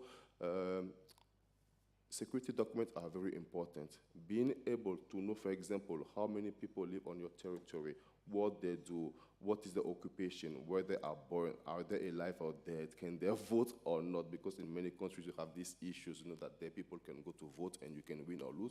So it's very important for countries to deal with that, and that's exactly what CETIS is doing, and they were also very interested to enter the Côte d'Ivoire market. So again, they were among us during our mission, and it was very fruitful because we met the Côte d'Ivoire leading company in that field, which is called SNEDAI, and we have a very good working session with them, and as I'm talking to you now, in some months we are expecting representatives of SNEDAI to come to visit the counterpart in Slovenia and to see the possibility to sign an MOU, Memorandum of Cooperation Agreement, and to see how we can start implementing basic Slovenian solutions that worked for Slovenia, that worked for other countries, and that may be very useful for that French-speaking part of Africa, in Côte d'Ivoire and in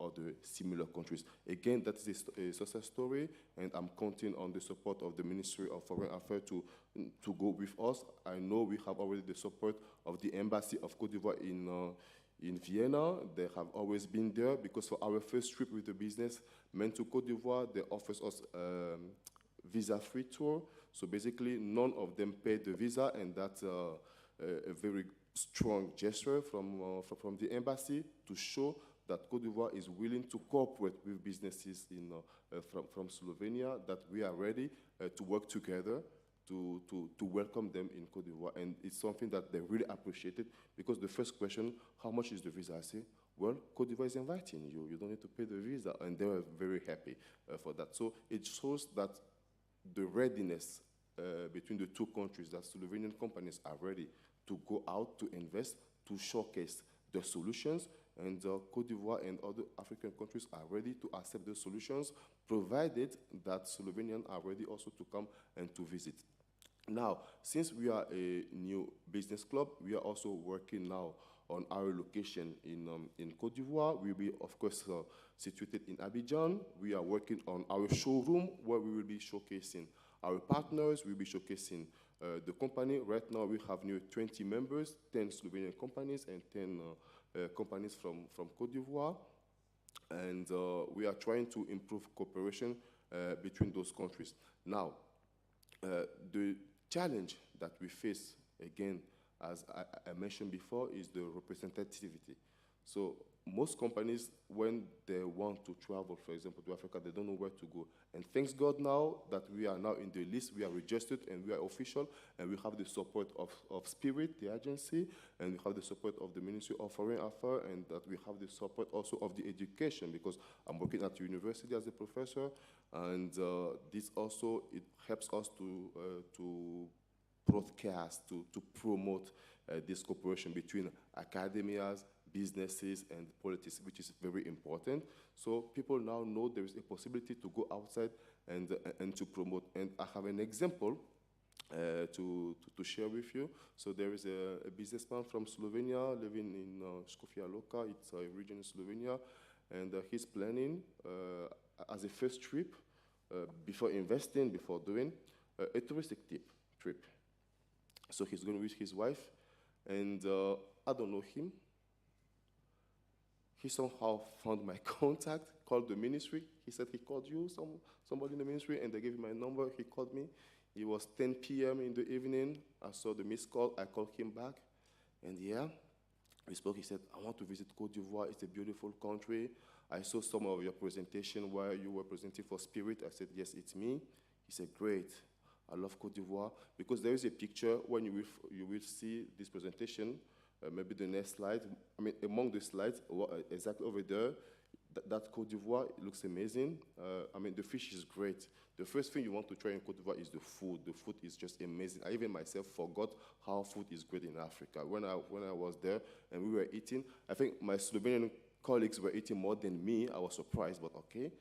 And the thing that amazed him were the crocodiles in Yamoussoukro, the crocodiles. So he said, I want to go to visit them, to see them. I said, well, you have to be prudent in Slovenian. Eh? You have to be very prudent because if you're not, I'm going to give you to the crocodiles and they won't play with you.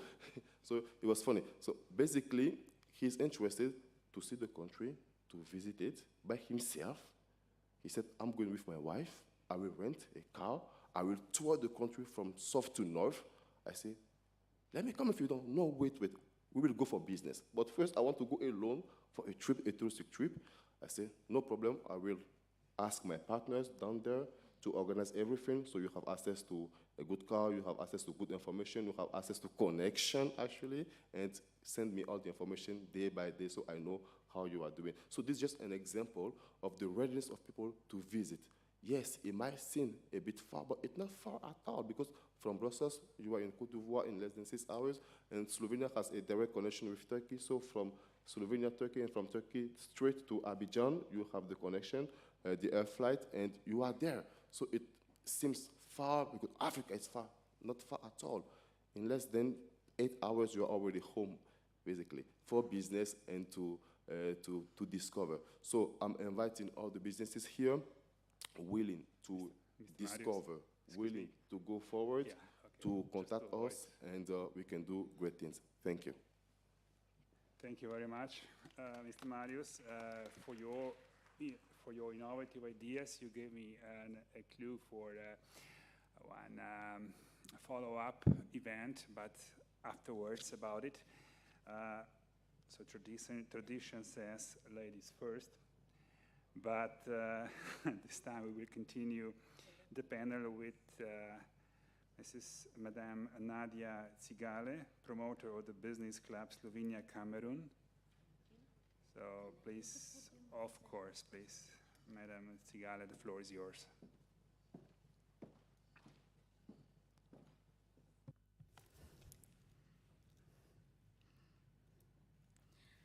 Thank you very much for this opportunity that the ministry gave to us to introduce ourselves, what we do, and why we do actually exist. So I am Nadia Cigale from Slovenian Cameroon Business Club. I will say first that the Slovenian Cameroon Business Club, it's also a new baby in the house. We are approximately a year and few months, 2 to 3 months old. And we were established last year, 2022, in the fact that actually an investment from Slovenia to Cameroon was aborted because there was lack of information and there were no transparency in financial records and so on. And so we decided that we will be the connection point, knowing the ground in Cameroon and having the knowledge in Slovenia, where we can guide Slovenian businesses who are interested to establish in Cameroon. So next slide, please. So basically, what is our mission? We believe, or I would say our philosophy, we believe that internationalization is the heart of a dynamic economy. So for whatsoever company you are and that you want to really develop your economy, you need to go international. And our mission for this club is to strengthen, to create first, and strengthen the economy exchange and bilateral cooperation between Slovenia and Cameroon, which up to now, our date is completely in existence, even though Astra is our main supplier of military drone to the Cameroon Ministry of Defense. So we have a goal, we have a mission, which is to promote the attractiveness, the economic, cultural, and educational attractiveness of Slovenia and Cameroon. And we cannot do those things, we cannot achieve those goals if we are not backed up by our various institutions. That is why we would like to thank the Ministry of Foreign Affairs for supporting us. We would also like to thank the agency, the Investment Promotion Agency, for being our support. However, this is not enough. We are currently in pourparlers with our ministry, Cameroon Ministry of Foreign Affairs, for how they could sign an MOU with the Slovenian authority in order to establish these bilateral ties that will bring a better communication and promote the economy of both countries. Please. So, since our establishment, we have successfully had 3 events. We had 2 business breakfasts, which the first business breakfast, Mrs. Tanja Dropnic from Spirit Slovenia was the chief panelist of this event, and which we presented the opportunities in Slovenia and the opportunities in Cameroon. The second one was an investment opportunity of both countries, and the third one was education opportunities that offers Slovenia, and how our Ministry of Education and the Ministry of Education in Slovenia could cooperate together. And for this as well, we have reached out to 3 respective ministries in Cameroon, which is the Ministry of Professional Training, the Ministry of Higher Education, and the Ministry of Secondary Education, how they can as well establish a bilateral tie and share knowledge between Slovenia and Cameroon. And we will still kindly ask our Ministry of Foreign Affairs of Slovenia to be ready for us when these ministries would like to have a one-on-one talk with you. So one of the key points that we have noticed, or the key areas we identify that could potentially fit Cameroonian and Slovenian businesses for partnership, we identify the sector of artificial intelligence, so it's basically the technology sector, agricultural sector. As we all know, in general in Africa, the agricultural sector is rising, and Cameroon is one of the countries that the agricultural sector is rising to a higher level, and so we will need the expertise of Slovenians as well to cooperate with the Cameroonian entrepreneurs, the Cameroonian companies, in order to make this sector a more profitable sector.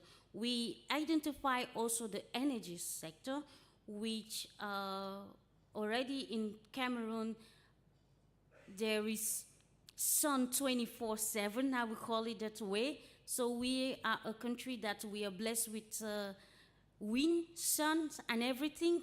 And this is an opportunity for Slovenian companies who deal in this sector to reach out to Cameroon and develop partnership for this sector. We also look at the bigger infrastructure, which are the port, the different utility, most especially when it comes to water distribution as well.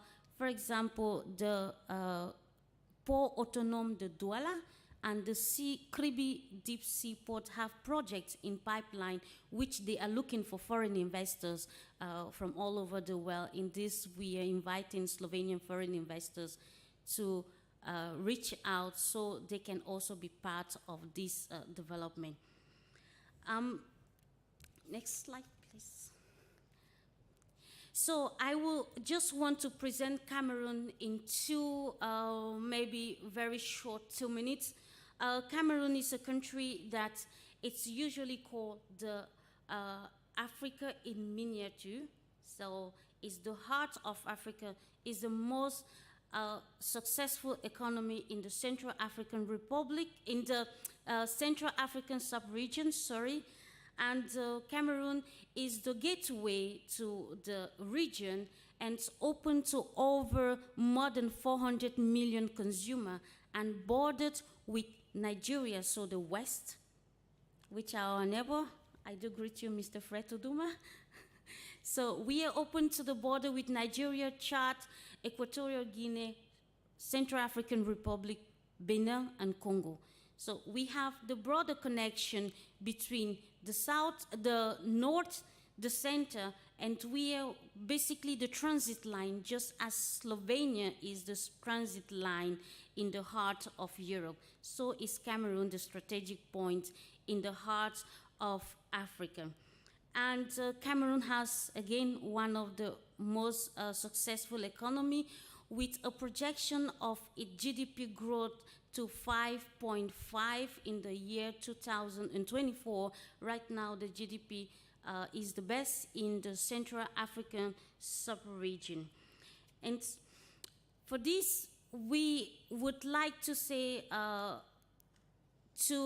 we have different goals and objectives linked to this, which we invite the various authorities to help us to achieve these goals, because we cannot achieve these goals all by our own.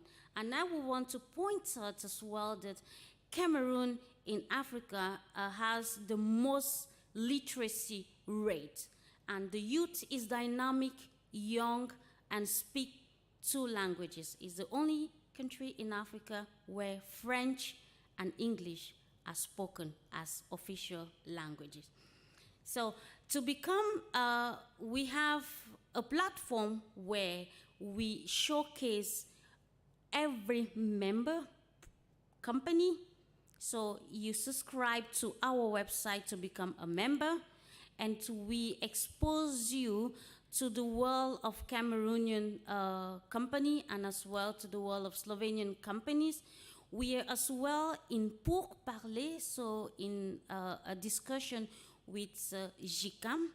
GICAM is one of the biggest private company in Cameroon, which has about 70,000 members company, and they are all high standard company. We are discussing with them to integrate them into the system, how they can showcase their companies in Slovenia. So we do invite you, if you need any further information, please get in touch with us, and we will be happy to take you to Cameroon and have you to visit the lovely land of Cameroon, l'Afrique en miniature. We would like to seize this opportunity and seek the Ministry of Foreign Affairs of Slovenia that we would like to bring a delegation, not only of businessmen, but ministerial delegation from Cameroon to Slovenia, which we are already in negotiation with Cameroon governments about this, and we will kindly appreciate if the Ministry of Foreign Affairs will help us in this. Thank you very much. Thank you. Perfect. Thank you very much, Mrs. Nadia, for your target-oriented presentation, including also the economy, core economic indicators, reforms, and of course, many thanks for invitation of the business delegation to Cameroon. Now I open the floor for interactive discussion. We are a little bit running out of time, I know, but if there are any questions from the audience, please.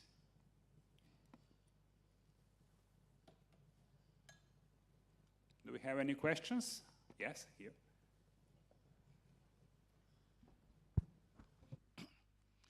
I think this question is for you, Rock.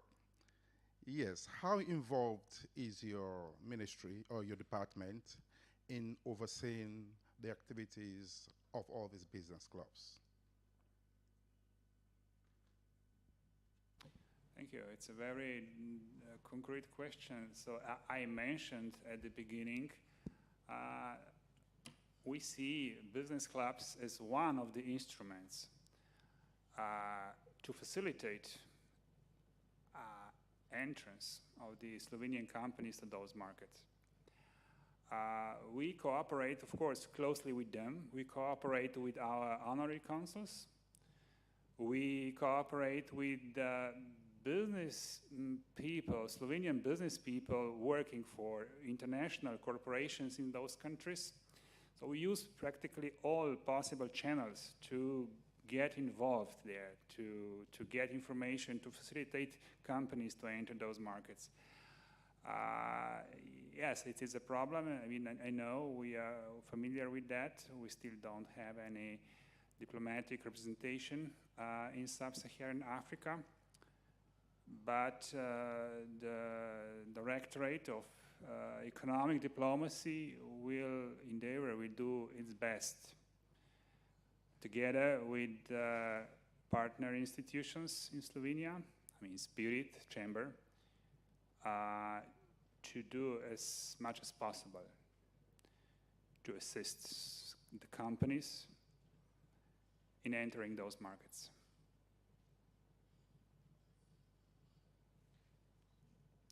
Any other questions from the audience? Yes, in this way. The madam from the Chamber of Commerce and Industry from Serbia. Yes, hello to everyone. My name is Daniela. I'm coming from the Serbian Chamber of Commerce and Industry, Belgrade. And it's a pleasure to be here with all of you today. My question goes to all participants. I mean, if we talk about Africa and Europe, in this particular case, Slovenia, and that cooperation, business cooperation, mostly involves frequent travelers, business traveling to Slovenia or to the European Union, Europe, and vice versa to Africa. I mean, do you have any visa issues? And if you have, and I believe you have, because we have in Serbia, when we have the opportunity to host our counterparts from Africa, and how do you solve them? Thank you. Please, Madam Tsigale. Okay, so thank you, the lady from the Serbian Chamber of Commerce. I would say, like Serbia, we face the same challenges. For example, for this conference, we apply over 30 businesses that have more than, I would say, more than 500,000 euro of turnover per year, applied for visa, and they were denied visa at the embassy. So this is one of the challenges that we face as the business club, because the businessmen have difficulties coming to Slovenia or visiting Slovenia to meet their colleague businessmen in order to discuss business. And we would like to ask the ministry to really do something in order to regulate this law so that there will be less stress on this. Thank you. Thank you. Thank you for your remarks. Can we continue with? There is a reply from. Thank you for your question. With Serbia and Ghana, you do have an embassy. I visited your embassy last year when it was opened. Ghana and Serbia has a long-standing relationship. You've given a lot of scholarships to Ghanaian students. That contact is intact. With regards to Slovenia and Ghana, we will discuss how that can be eased with visits from Ghana to Slovenia. In Ghana, the Spanish embassy handles applications to Slovenia. And sometimes it could be unfortunate that some genuine business entities allegedly refused. So we do have the Hungarian embassy in Accra, Ghana. So what they do is they have to get a visa to Hungary, and from Hungary they have to take a train or charter a bus to drive all the way to Slovenia. It is cumbersome, and I think to promote serious relations business between Slovenia and Ghana, we should find a way to ease this situation of visa acquisition. I would like to add something as well. Regarding Ivory Coast, we are developing a very concrete relationship also with Serbia. In last year, we had the invitation from the Belgrade Sport Academy, who invited directly the Ministry of Foreign Affairs from Côte d'Ivoire, Madame Kana Kamara, who was not able to come, and she sent a representative from the embassy, and we were there in Serbia for the movement of the non-aligned as well. And among the agreement that we have crafted was also the exchange of good experience, also good practices, maybe some scholarship for students, and the ongoing cooperation. So for that meeting, we had nearly 20 people from Côte d'Ivoire who visited Serbia. So everything was great back then, and we are trying to see regarding the student, the possibility for them to come from studies, but we are not concretely done yet, but we are still working on that. For Slovenia, we have also done some good stuff, but there is still a challenge, a stress here, because, for example, as I said, we have some business guys from Côte d'Ivoire coming to Slovenia to visit their partners from Slovenia who went there. For example, I spoke about CETIS and Globetel company. So we are still in the visa procedure, and for Côte d'Ivoire, it goes through the embassy of Italy, and it also takes time due to the lack of representativity of Slovenia there. And we are also working to see how we can improve the situation. So there is no solution yet to say with the visa issue it will be okay, because Slovenia is a Schengen state, right, a EU country, and the rules are very specific, and we understand that this is a regulation. But for businesses, we are trying to, through maybe consulates, honorary consuls, for example, embassies and so on. That's why we have this forum to see how we can, come up with solutions, representations, and how we can find solutions. So we are working on that. And if you have any concrete questions or any concrete idea, you have our contact, just get in touch and we will see if we can help, or we also get your contact to see how we can work together, because it is about that, working together to find solutions. Okay. Thank you. Thank you.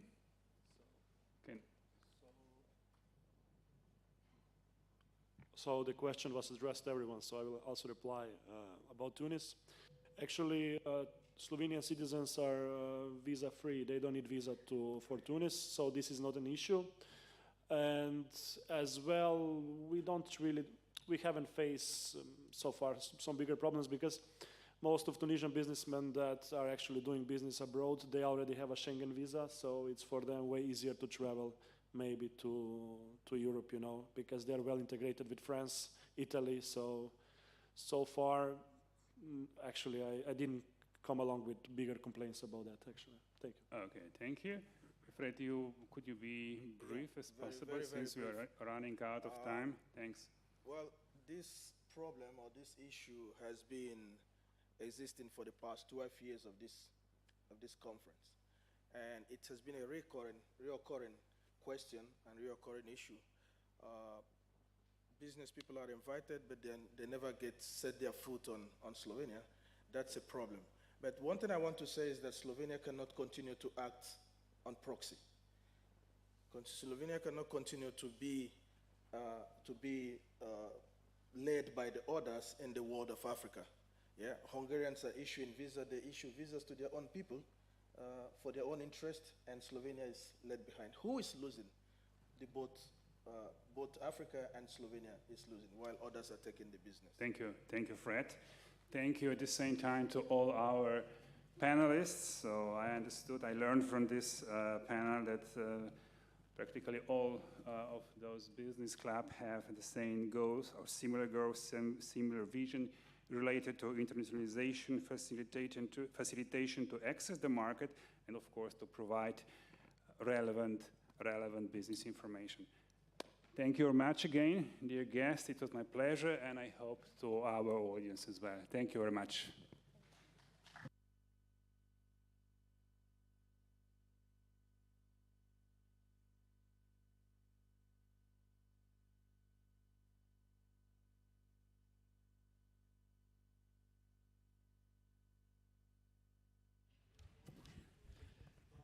Hello, good afternoon. Just 2 more minutes, if you can spare, because we have to officially close the forum that we have for today's. Because indeed the 12th edition of the Africa Days conference is coming to a close.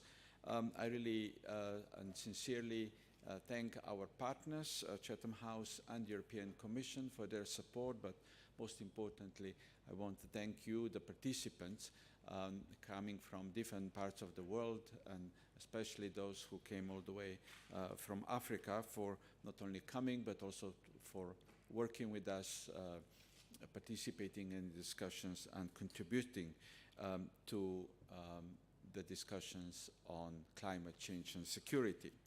I think we had a wonderful opportunity to listen to an area, wide area of experts, the leaders, the experts, business people, think tankers, civil society. I think was really a comprehensive views that we have received in the past days. The Ministry of Foreign Affairs and European Affairs is going to prepare an outcome document trying to summarize some of the good ideas that we heard during the 2 days conference and the key messages that were passed by the participants, so that we can also follow up on the conference afterwards. Already now I can say that the conference reaffirmed the importance of the climate change and its effect on security, and that in particular the Security Council should play a bigger role, should take a bigger role, that it should, that we should mainstream climate security into the COP28 discussions in a more systematic way as well. Climate change has been affecting us in many different ways, and we need to use all the tools at our disposal to counter the effects. And all types of actions are important, from diplomatic ones to strengthening the standards, to implementing what has already been agreed, to local actions that takes into account the nature-based solutions, as well as importance of building resilience to climate change. So there can be no true progress without an effective and inclusive cooperation of all stakeholders, and here we mean especially on women who are mostly affected by climate change and very often neglected when discussing the solutions to the climate change. There is also an urgent need to find solutions to international financing, climate financing, and alleviating the burden of those most affected by the climate changes. Every year, the Africa Day conference in Slovenia offered also a business and cultural dimension. I think we are proud of that as well. So big thanks go also to the Slovenian business community participating, as well as to African diaspora in our country. The program is now continuing with our business trip to Gorenjska region, to first the company Iskra Emeko, and then to the town of Radovljica. And after that, I wish you all a very safe trip home, and we sincerely hope to be able to welcome you again next year for the Africa Days 30th conference. Thank you very much. I'll be with you for the rest of the day, and looking forward to have a more relaxed conclusion to 2 days of intense discussions. Thank you very much, and enjoy the day.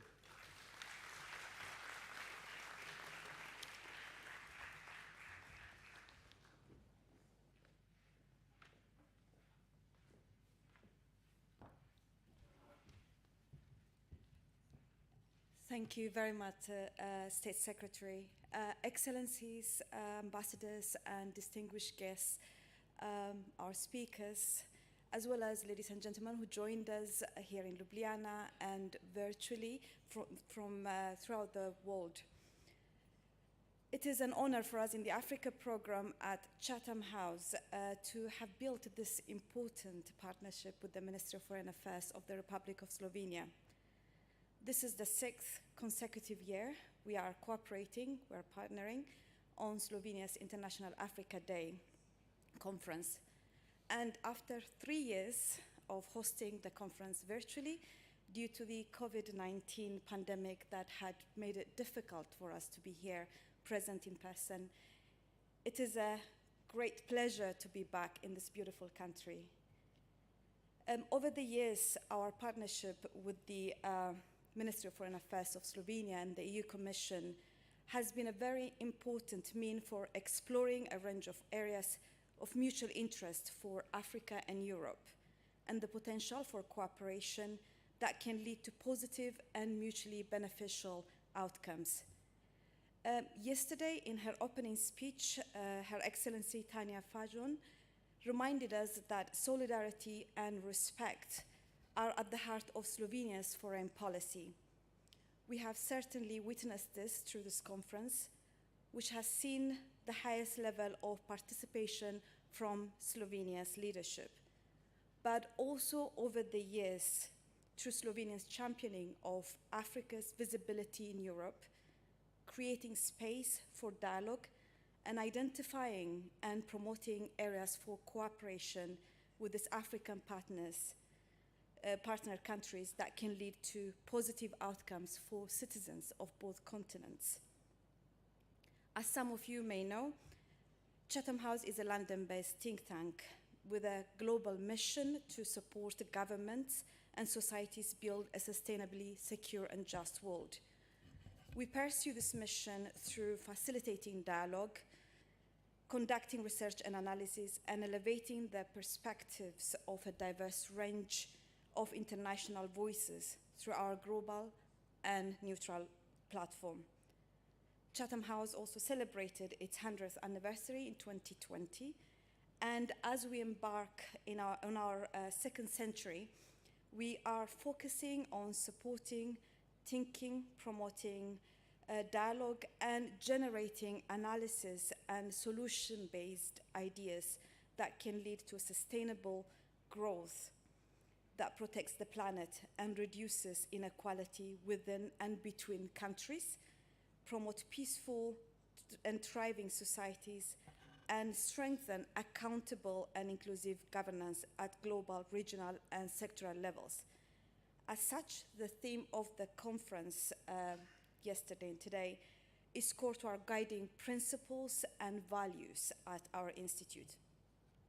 As it has been widely covered by our speakers yesterday and today, climate change is one of the main threats to human security.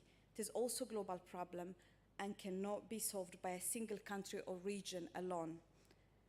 And we heard in the leaders' panel, there is no planet B. Africa is also the most vulnerable continent to the negative impacts of climate change. And we heard how the disproportionately harmful consequences, including accelerated desertification, more regular droughts and floods, rising sea levels, food insecurity, and changing agricultural conditions are all having economic and social impact on African countries. And as the world warms further, a lot of the casualties are expected to be in Africa. What this all means is that climate resilience is not only important for Africa, but it's a matter of survival for a number of countries in the continent. Climate change will intensify conflict drivers through adverse impact on livelihood and increase socioeconomic grievances. Her Excellency Nancy Tembo of the Republic of Malawi identified yesterday emerging security risks emanating from rapidly changing weather patterns, including both increased drought and flooding in Malawi. In West Africa and the Sahel, conflict drivers through adverse impact on livelihood and increased socioeconomic grievances, climate variability in West Africa and the Sahel is resulting in population becoming geographically concentrated in places where they are highly dependent on rapidly depleting resources such as water. This is leading to competition, contestation, and anti-government sentiments. Across the continent, there are examples of climate change-induced scarcities, leaving an increased number of people vulnerable to food insecurity and to new breeding grounds for recruitment into non-state armed actors, for example, but also vulnerable to increased violent protests. The scope for effective partnership between Africa and Europe, including in influencing UN Security Council, that can lead to the adoption of effective measures to prevent the threats posed by climate change to global peace and security, is not just important, it's vital and it's urgent.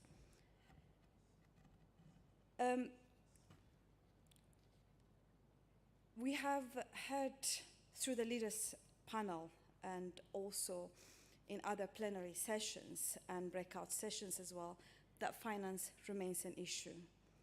Promises have not been delivered upon, and too often where there is funding available, it's too cumbersome to access. But we have also heard of positive areas of cooperation, including in business, technical support, and capacity building. I'm certainly leaving this conference with a greater sense of what the key messages are and what we all need to do. And it is clear that international cooperation on these solutions needs to be rooted in a sense of justice. So on behalf of Chatham House, I would like to thank you all, our speakers, participants, for your active participation and engagement in this very important conference and topic. But in particular, I also want to thank the Minister of Foreign Affairs for choosing such an important, such vital topic for this year's Africa Day conference. A particular thank you to you, Smiljana, as well as Mateja Prevolosek and Andre Bergik, who have been instrumental for the success of the conference, but also for your warm hospitality here in Ljubljana. A particular thank you for my Africa program colleagues, especially Elise Lanaud, Hannah Desta, and Fergus Kell for their support. And thank you everyone again. I hope to see you all again next year.